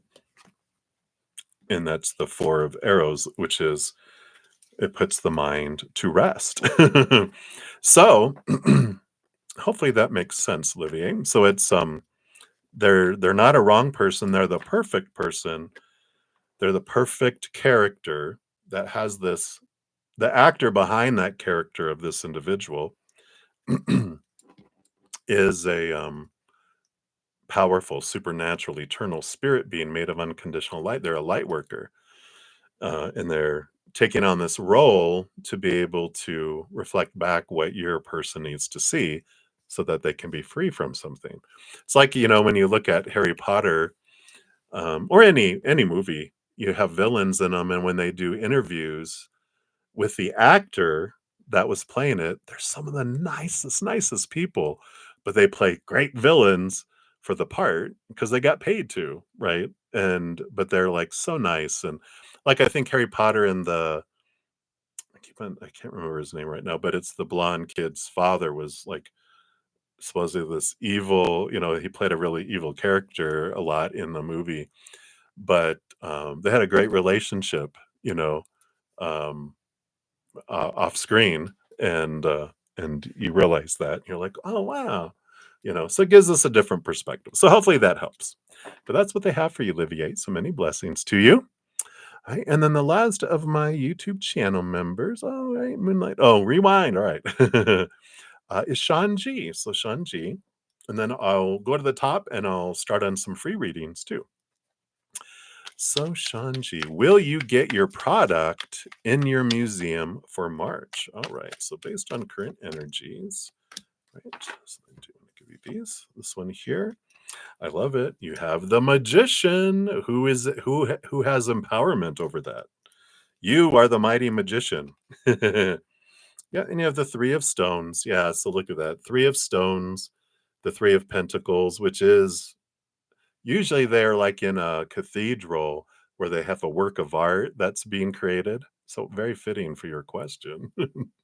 And the Six of Swords, letting go of old thoughts, moving into higher thoughts allows transition and movement. So with this, the shaman card saying that you own your energy, whatever you focus on grows, that you do have the ability to definitely have it in for the month of March.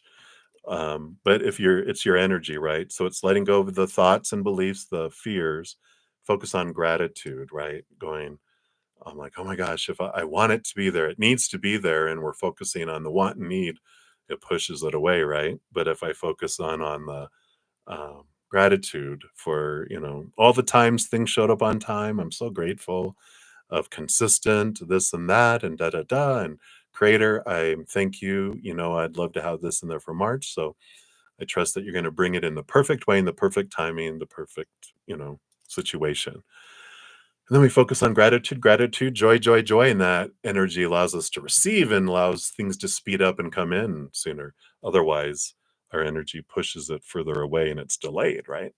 So I love it right now based on current energy. I feel like with that, um, Three of Pentacles, it's like, boom, there it is. It's on display in the cathedral, the museum. Um, so try to maintain your higher vibration gratitude in that, if you want that to come in early. So I like that. So there you go. Boom, boom, boom.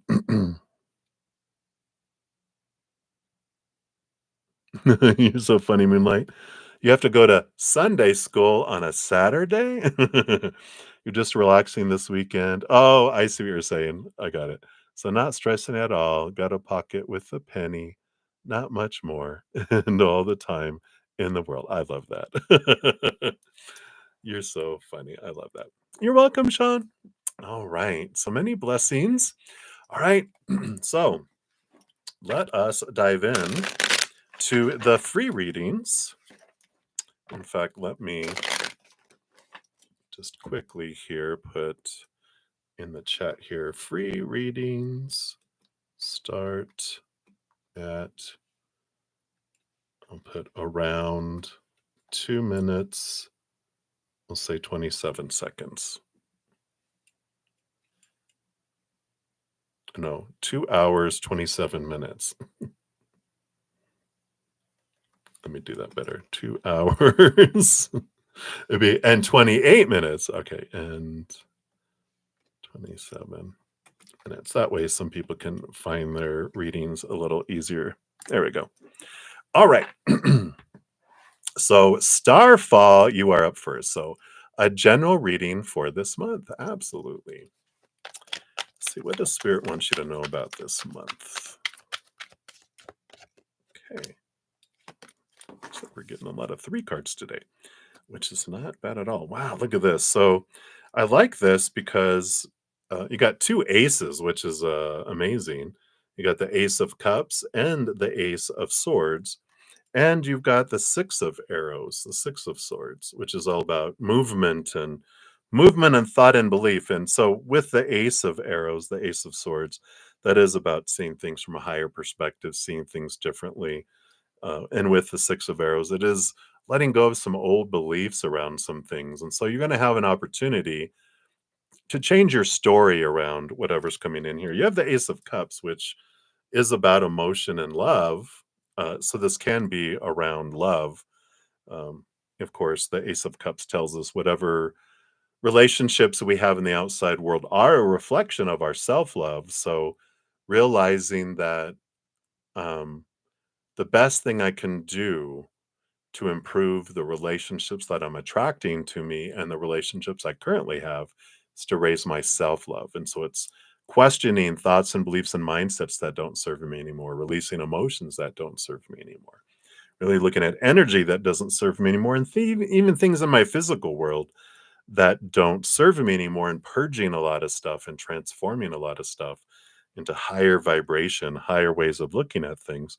Because the more I raise my vibration and my self-love and my self-worth, I open up that conduit of receiving that love, but I also open up my ability to give and receive love to humans in the outside world in a greater way too. So I feel like it's a wonderful journey, a wonderful adventure. I like the little boat, you know, moving from choppy waters to calmer waters.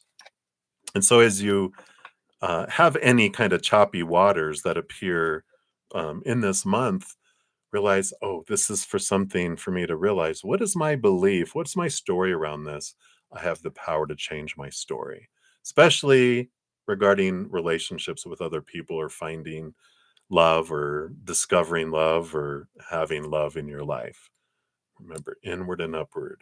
My this love reflects on everything out here, right? So hopefully that helps. That's what they have for you right now, Starfall. So many blessings to you. And then Nova, hello, hello, Nova. Good to see you. So messages from your spirit guides and Kurt. All right, let's take a look here and see what do your spirit guides and Curdy Pie. What do they want you to know right now? All right, let's take a look here. So we've got wow, these eights. We got two eights. You got the eight of arrows, which is the eight of swords, and the eight of stones, which is the eight of pentacles. Both of these beautiful movement cards. If you think of eights as four on each side, there's this wonderful space in the middle. If it's an odd number, there's usually an obstacle in the middle. But both of these are about flowing of thoughts and beliefs and mindsets and the blood, the sweat, the tears. It's like they're saying, like recognizing to you, you are progressing, you are flowing, you even though at times it doesn't feel like it, things are in progress, things are moving. You are moving from that apprentice, you know, to a master. You are um, getting the results of all the efforts that you've been putting in. They are bringing you, you are flowing, you are heading towards releasing thoughts and beliefs and mindsets within your head that used to make you feel blinded and bound and trapped and restricted. You are making progress. You are moving forward. Your life is progressing, even though it doesn't feel like it at times, like they said. It definitely is. And it's like there's this kudos. In fact, even on this wall, I just saw it. They're giving you a high five. Whoopsh. So, high five. Psh, for what you've been investing and just to continue knowing that you're not alone in this either. This eight of swords reminds me of the hermit who has a lantern, and that represents your spiritual posse that has your back. You're never, ever, ever alone. They are with you, um, and it's like they're expressing pride in what you've done and where you're the steps that you've taken. I mean, be gentle with yourself and realize, okay, um, what's my next step? Don't think about all the future steps, just what's the very next thing that you want to do. And I feel like that's what they want you to know right now. So many blessings to you, Nova. Good to see you. Hang in there. All right. And then Marie Jones. Hello, hello. A career reading for February. All right. Let's take a look here. Career reading for the February. All right. Wow. So I like this for you. You got the mirror card, which is the hanged man. And you also have the 10 of vessels, which is a card of joy and overflowing emotion. The combination of these two, when I saw them together, it's just like follow your heart. You know, it's a transformation, it's a transition. The hanged man hangs upside down from a tree, and it's about seeing things from a different perspective, and it is a death and rebirth in a way because the like a caterpillar goes into a cocoon and then transforms into a butterfly, and when you do, they desire different things. Like a caterpillar wants to eat leaves and it can only walk on the floor, forest floor, climb up trees or whatever, right? But a butterfly seeks nectar, it seeks blossoms, it can migrate 1,000 miles and go over raging rivers and all sorts of things. So its abilities change and its viewpoint changes because it's like a caterpillar is like, I want to, like a caterpillar in South America goes, I want to go to Canada. And they're like, ain't going to happen. Like, you know, the caterpillar's like, can never in 1,000 lifetimes make it that far. Butterflies going, all right, let's go. You know, and so there is this change of perspective, this change of possibilities, this change of capabilities that you're recognizing within yourself. But the big thing with the happiness card, with the 10 of cups, is following your joy, getting out of your head around what you think is supposed to be and should be and need to be. And it's like, maybe you've been in the same kind of career for 20 years and you're like, I'm just not happy in it anymore. It's just kind of there. I'm existing. This is about choosing something that will make you live, feel like you're living, and your heart being expressed. It makes your heart want to sing. It makes it want to dance. And it's like, well, it's impossible because I can't make the money that I'm making now, but it's like it's impossible if you want to keep having everything that you're having. But if you're just existing, sometimes it's like, do we really need as much as we think we're supposed to need? And we downsize and we focus our energies on what we truly want, then we can let a lot of stuff go. And then it's like, that is possible, right? Or we make different arrangements to keep doing what I'm doing part time, but I'm also going to start doing that part time. So there is this transformative type of energy here for the month of February. I feel like your heart is really wanting to be heard and it's wanting to take you a different direction that's more in alignment with that than the mind saying, well, the responsible thing to do and, you know, what everyone thinks you should do, blah, blah, blah, right? So I feel like that's what they want you to know right now for uh, career for February. All right. So many blessings to you, Marie. All right. We'll continue moving down the list here. We got Faith and Love. Hello, hello. Good morning. So is C being guided to take romantic actions towards you, and will they? All right. So based on their current energies, so are they being guided like by someone else? Someone nudging, going, hey, go for her. Let's take a look here. So is C being nudged? Okay, that's one. And then will they? All right. So are they being nudged? We got the world tree here, which is, I feel like they are with this because the energy I'm getting is, you've reached this point in your life, you need more. So it's either internally being nudged or nudged by someone else going, you've got a good life with this and this, but your life isn't going to be complete unless you take things to a new level. And, you know, so I feel like they are being guided to take things to a romantic level. And let's see, will they? Well, we got the King of Bows, the King of Wands, the Emperor, the energy, the fire, the energy of action and movement. So I think the adder is going to strike with these cards here. So I do feel like they are um, being guided, and I feel like they will attempt to do so. We'll see how that goes. Another reading, right?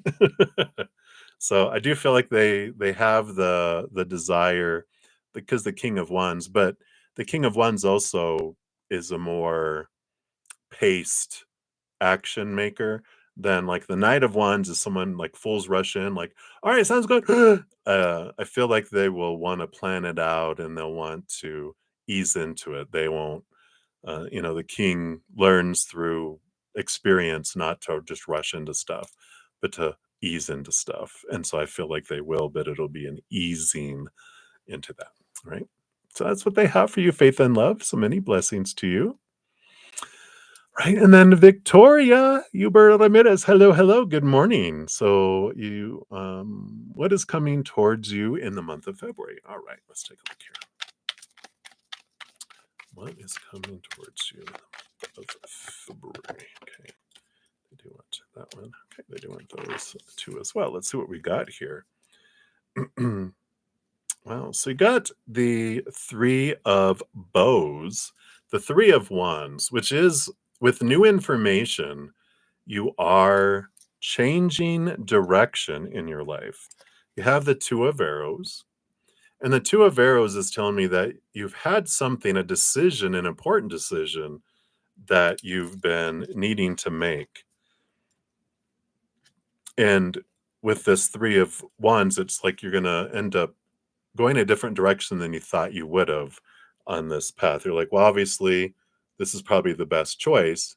But you also have the Six of Arrows, the Six of Swords, which is about movement from old ways of thinking to new ways of thinking. And so the combination of all these three is that regarding whatever this decision is that needs to be made, you're going to get clarity. And if you don't know yet, it means you don't have all the information yet to make the decision. Um, but you will.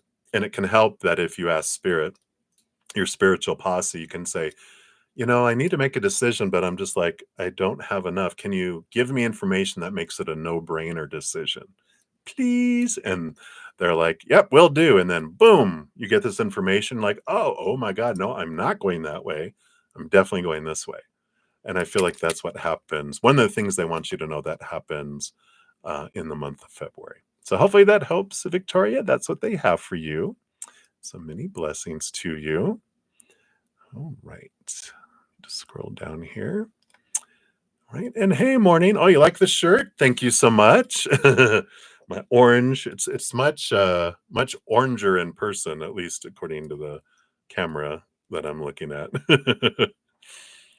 So thank you. And you'd like a general for next week. All right, let's take a look here. So a general for next week. So you've got the Seven of Arrows and the Four of Stones. So I like this. The Seven of Arrows, Seven of Swords. It actually says insecurity on there. And then the Four of Pentacles, which is the Four of Stones, talks about protection. Opposite energies, right? Insecurity versus feeling protected, feeling secure, insecurity to security. So it feels like here next week with the Seven of Swords represents like our own thoughts and beliefs and mindsets that can make us feel like we're losing something out of life or being cheated out of something in our life or being deceived or lied to. But this is all a reflection of if I'm seeing deceit and lying and in the outside world, then it's a reminder, it's a mirror for me to look at what of my own thoughts and beliefs and mindsets are lies. These that are rooted in small t truths rooted in fear, right? The supposed to be's, the should be's, the need to be's, the have to be's, the must be's. Whatever situation has been really just under your craw, just really like triggering some things inside. This is happening for you to bring it to your face so that you could question your thoughts and beliefs and mindsets around that so that you can be freed from those to where they won't trigger anymore and your life feels much more fun and life flows much more easier. And then you do also with the Four of Pentacles feel like you have a more solid foundation in the outside world. It's the home card too, so it could be have to do something with home or the house structure with energies of that, but it is about coming down to a solid foundation in your world as you question these thoughts and these beliefs around whatever this thing. Again, whatever is like this agitation, it's like what's required to make that's what makes a oyster create a pearl is the agitation. And so there's this pearl being formed, a pearl of great wisdom being formed through this that helps make you feel more secure and have a solid foundation. So hopefully that makes sense to you. That's what's coming through for you, morning. So many blessings. Right. And then Swell Root Bobby, you want a career reading and any new job coming. All right. Let's take a look here. About Swell Root. All right. It's that one and that one. Okay. Oh, I just put that card back in and it came back out here. You've got the death and rebirth card here coming in with the journey and the Seven of Swords, which is insecurity coming in here. So it is telling me here that you do have great possibilities of a new job coming your way, but it's related to the death of insecurity. Again, we were just talking about the card about thoughts and beliefs and mindsets that steal job opportunities away from you because there's something inside of you that feels you're not treated fairly. People don't recognize your skills, or I could never do that, or I'm lucky if I can get a job there. it's changing the whole energy around those, and questioning, what am I fearing? What are the triggers that are coming up when, like, especially if I have a fear that I won't get a job, my energy will basically says, what I would really enjoy is not getting a job, because that's my focus. Or if I feel like I need a job, oh my God, I need a job, I need a job, I want a job, I want a job. The want and need energy pushes it away too, because our energy is saying what I really enjoy is wanting. And we can't have and want at the same time, because when we have, the wanting stops. If I get what I'm wanting, I no longer want. If I get what I'm needing, I no longer need. So if my focus is on want and need, then it pushes those things away too. So we can have gratitude. I mean, I'm sure you've had jobs before, hopefully. So, and if you have, then you can focus on gratitude for what I loved about the jobs I've had in my past, right? And when I change my energy, I change my stories, I change my emotions, all that around it opens me up to receiving and allows those to come in and come forward to me, right? So I really like that for you, because and then you're like, a creator, I want, you can ask creator once, I really would like a job. And these are all the things I love about jobs. So thank you for bringing me a job that matches those things in the perfect time and in the perfect way. I'm so grateful. And then we just focus on gratitude, gratitude, gratitude.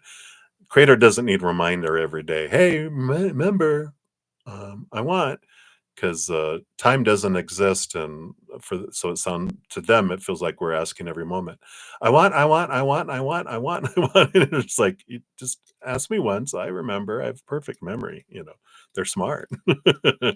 So hopefully that helps, Swaroop, because I feel like with that change, you have a great possibility for those things to come in. And just also, I probably have shared these before, but these 2 episodes of Take 10 was then talk about our energetic focus, and also, the 6 of Pentacles, which is an out of balance giving and receiving. These are 2 things that, um, keep things away from us. Our energy, like we kinda just talked about, and also this underlying, rate of exchange of what our inner child feels we have to give in order to receive. So there's like 10 minutes or less, but they give you some good tools just to see and check in and see if that energy exists, can help transform it and help things come in faster for you too. Right. So that's what they have for you, Swaroop. So many blessings. All right. So we'll continue moving down the list here. Let's make sure I'm not skipping anyone. All right. And Bakalpa, KC, I probably murdered that. My apologies. So you'd like a general reading about your finances and love. All right, let's take a look here. So we'll pull a card for each. So that's for finances. And this one. Oh, nope, nope. I said no, not those. There it is. For love. All right, so finances. Wow. So finances are coming in very bright here with the Sun card. So, there's definitely a great opportunity of finances stability. It's one of the most abundant and beneficial cards in the entire deck. So we like that coming in for finances. Um, there is some energy here about the sun doesn't ask permission to shine. It doesn't dim its light for anyone. It doesn't need to defend its choices. So when it comes to finances, it really is about um, focusing on the brighter side of things too. We talk about when we focus on gratitude for what we have, then more can come in. If I focus on lack, then I'm inviting more lack in. If I'm focusing on want and need, then I also push things away, like we were just talking about a moment ago. In Swaroop's reading, if you want to listen to that, there's some great information. And the 2 videos I just posted in the chat also, with the 6 of Pentacles and the our energetic powers. can help bring in more. Because I feel like you have abundance in finances, but the amount of abundance you can change and expand that even more by your energy and by looking at your belief systems around lack. And that can really bring in things even more. So I love that for you. So check those others out. Those are free. And then love, you got the three of bows, the three of wands. Now, this is about you taking a different direction than you think that you would go, that brings you fulfillment. And so, what I feel like they're bringing you around love is like, um, we can create a bunch of supposed to be's and should be's and need to be's and everything around love, and it goes, okay, it has to be this type of person in this way, and blah blah blah blah blah. Very restrictive. We have like blinders on. We can only see this much, and the perfect person that the creator wants to bring us is over here. But we don't see them because of our expectations.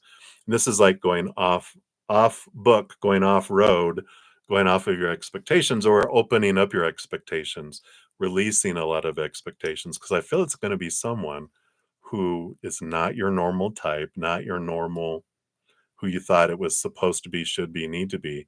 You don't meet him in the way you normally think you should.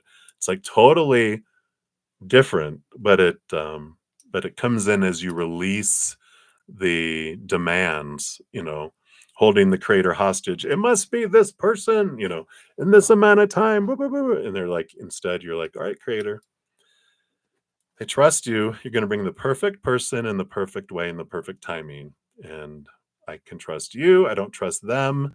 Sometimes I don't even trust myself, but you, I trust. So bring it. I'm ready. So I like that for you. Hopefully that helps, Bakalpa. That's what they have for you right now. All right. And then be sure to check out those two videos. All right. So many blessings. And then Anushka Singh, hello, hello. So you're having a strong intuition or gut feeling about something. Ooh, how fun. But you're having trouble pinpointing exactly what it is. So a general reading regarding this. All right. So you feel like something's trying to get your attention and you're like, okay, what is this? Your spidey senses are going off, but it still feels foggy. So let's see here. What does Spirit want you to know? What is this thing that you're picking up? Let's see what they'll allow you to point you to here. So you've got here, oh my god, how funny. We got the seer, the high priestess. So you're definitely not imagining it. They're definitely showing that here, with the high priestess. The Eight of Vessels, the Eight of Cups. This is a rebirth. And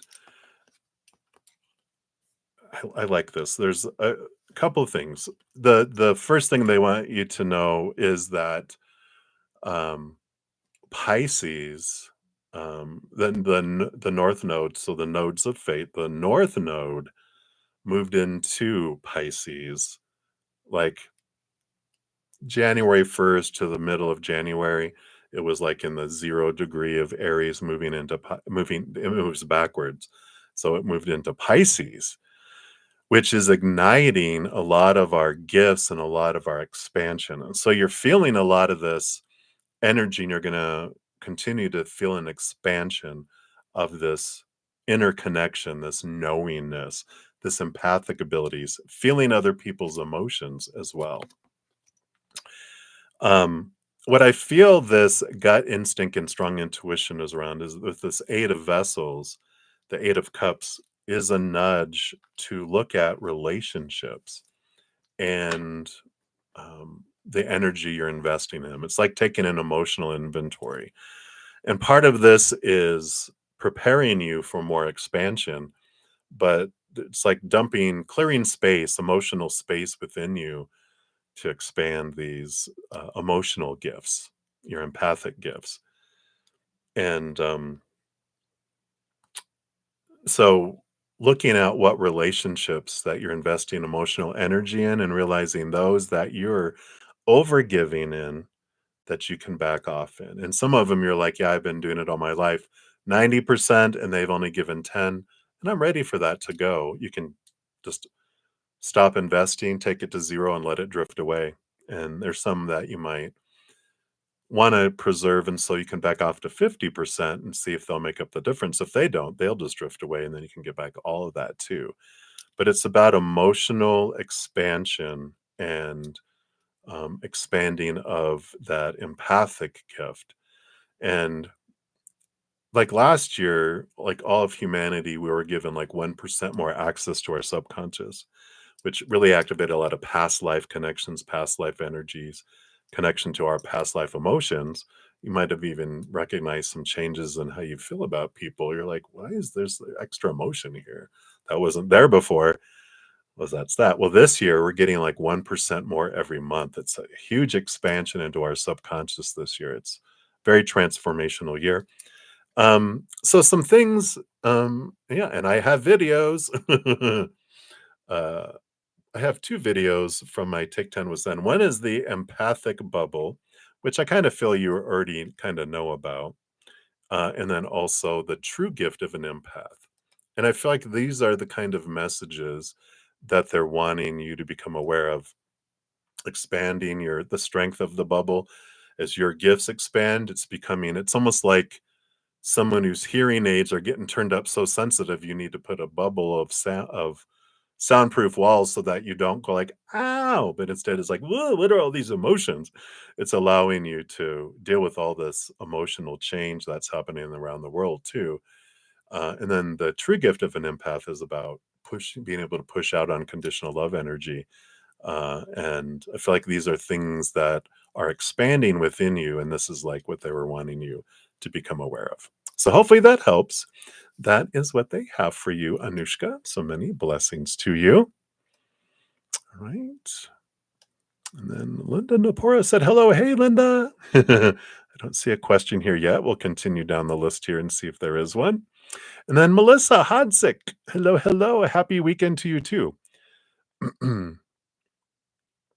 Oh, and you said here, first time seeing this deck. It's so cute. You're very welcome.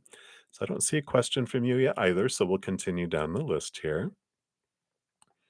All right. So we did those. We did those. We did those. We did those. Sorry, I'm just going slowly because if I go too fast, sometimes I'll miss people, and I don't want to do that. All right. So I did that. Okay. Okay. All right. And then Teresa Horton. Hello. So your car got tore up and it's in need of a head gasket.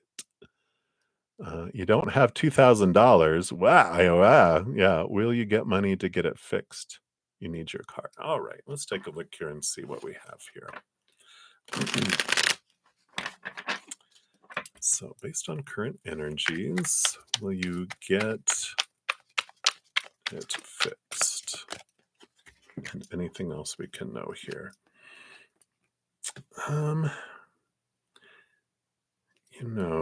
We've got the Knight of Arrows, which is about movement of communication. The Moon card here is the hidden and unknown. I'm getting this message about there's someone, because I feel like you went to a mechanic in that, right? And the big piece of a lot of it is the labor, right? I feel like there's someone that knows someone that you don't know that is a mechanic, or that used to be a mechanic, or they can help. And I feel like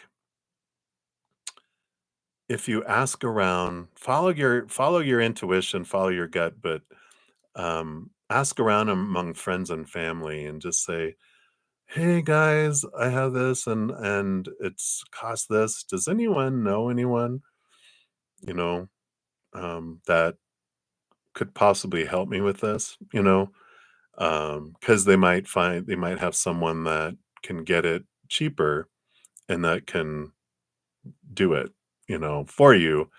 Um, and so that's a possibility that comes in here. Just like there's this hidden unknownness with the moon, but there's something below the surface. And with this movement of communication with the Knight of Swords, I feel like someone is out there that could help you with that. Um, and then I also feel like while that's being worked out and while you're doing that, that reaching out, some people are like, "Oh no, well, hey, either I have a car you can use, an extra car, or hey, I can come by and pick you up and take you to work." And I feel like you'll get support through that too, and realize everything happens on purpose for a purpose. I know sometimes when we're like, "How is this for me?" But you might end up carpooling with someone for a little bit and getting a special connection with them that you wouldn't before. Or you were able to help them with something that they needed help with too. And it's like it's a win win for you. But um, just, try to step back, take a big deep breath, and go, all right, Creator, this is happening for me, so for some reason. And I trust you. So show me, give me guidance, you know, communicate, with friends, family, whatever, and I feel like you'll get some answers that way. All right, so that's what they have for you, Teresa. Hang in there, my dear. Many blessings to you. All right. See, we did that one. We did that one. All right, let's see here. So we did that one. All right, and then Bobbles, Vivi Bobbles, Vivi.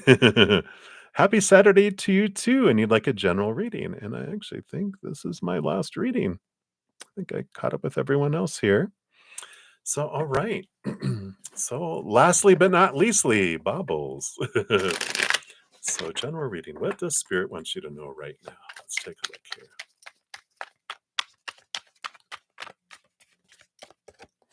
All right. All right. Yeah, wow. So you have definitely been having some fun times with the devil card, which they call it the guardian in here, and the nine of arrows, which is the nine of swords, which is normally the nightmare and insomnia card. But it's very Capricorn Saturn energy. And I get this feeling. I don't know if you have a lot of Capricorn in your chart or depending on where your Saturn is at. Um, but it's like you don't mind it. I feel like you kind of thrive in shadow work. I don't know why. Well, I mean, I know why. Spirit's kind of sharing that. I have this feeling like you're like, all right, bring on the challenges. I will question this and I will transform this. And I feel like in a big way, this is Spirit saying, realize that all the things that are being brought up for you to transform so you can be free from things. So triggers have been coming up. And trigger here, a trigger there, another trigger. Trigger's not a horse, not in this case. Trigger was a horse in the old um,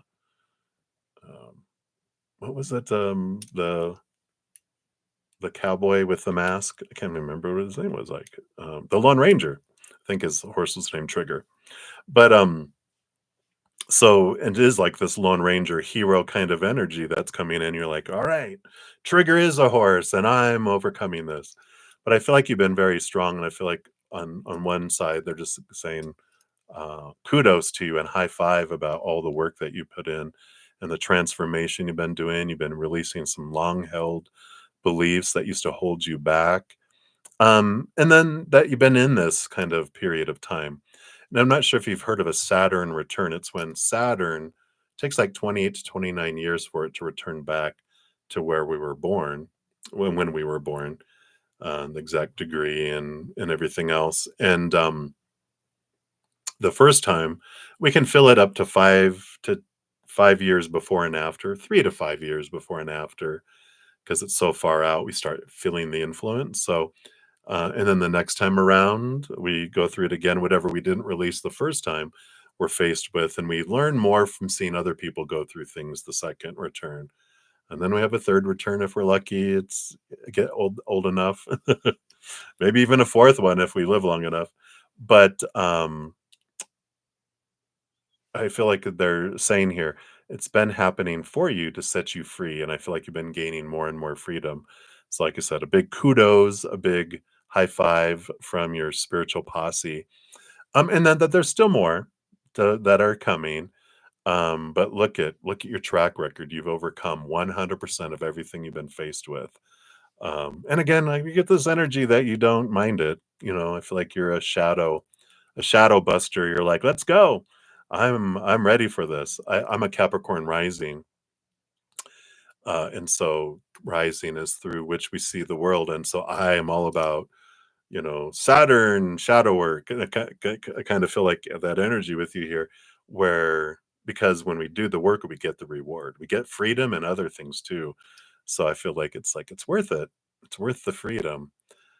In the beginning, shadow work kind of sucks, but as we start seeing the benefit of shadow work, then we release that. And I like that. I also feel like in the beginning we spend a lot of time on our shadow work, but eventually like I go to an 80-20 rule. I spend 20% of my time working on those triggers and those shadows that want to, like trying to, like a little kid going, hey, hey, hey, trying to get our attention. And then 80% of my time on higher vibration, unconditional love and joy and laughter and peace and that higher vibration, because whatever we focus on the most, we expand. So I want to expand that energy. I dive into shadow work, transform it, and get out. So hopefully that helps. That's like I feel like they're wanting you to know right now, Bubbles. And thank you for your everyone's patience in getting to your readings. And that is it. I will be back tonight at 6 p.m. Mountain Time in about a little less than 4 hours. And then also tomorrow on Sunday at 11 a.m. Mountain Time if you'd like to join me. And I have a ton of free content on my main page if you'd like to check those out. The one that came out this morning, let me grab that real quick here, is this Leo full moon on the 12th, my birthday next week. So we got a powerful full moon coming up here in 4 days. So be aware of that. And if you're interested in diving deeper, um, I also have a Crazy Zen's super sale on my personal readings. There's that and a link to that, some of the other things that I offer. And then if you want to become a YouTube channel member, there's a link down below there too that talks about how to do that. We get together during the week on Wednesday nights for both members. I have Zen Cricket at $2.99, Praying Mantis at $7.99. And so we both get together on Wednesday night. Thursday night, we have a special night for Praying Mantis. And then Friday and Saturday night and Sunday afternoon after those, we also get together with Praying Mantis. So if you're interested, just check out that link down below. All right, everybody, we finished them all. So many blessings to you. And as you're going through this experience of humanity, remember every second of every day of your life, you truly are eternally and unconditionally loved by the Mother and the Father of all things, our Creator. And of course, I love you too. So until I see you guys again, much love. Hang in there, take care of yourself, and remember, have fun. We'll see you soon.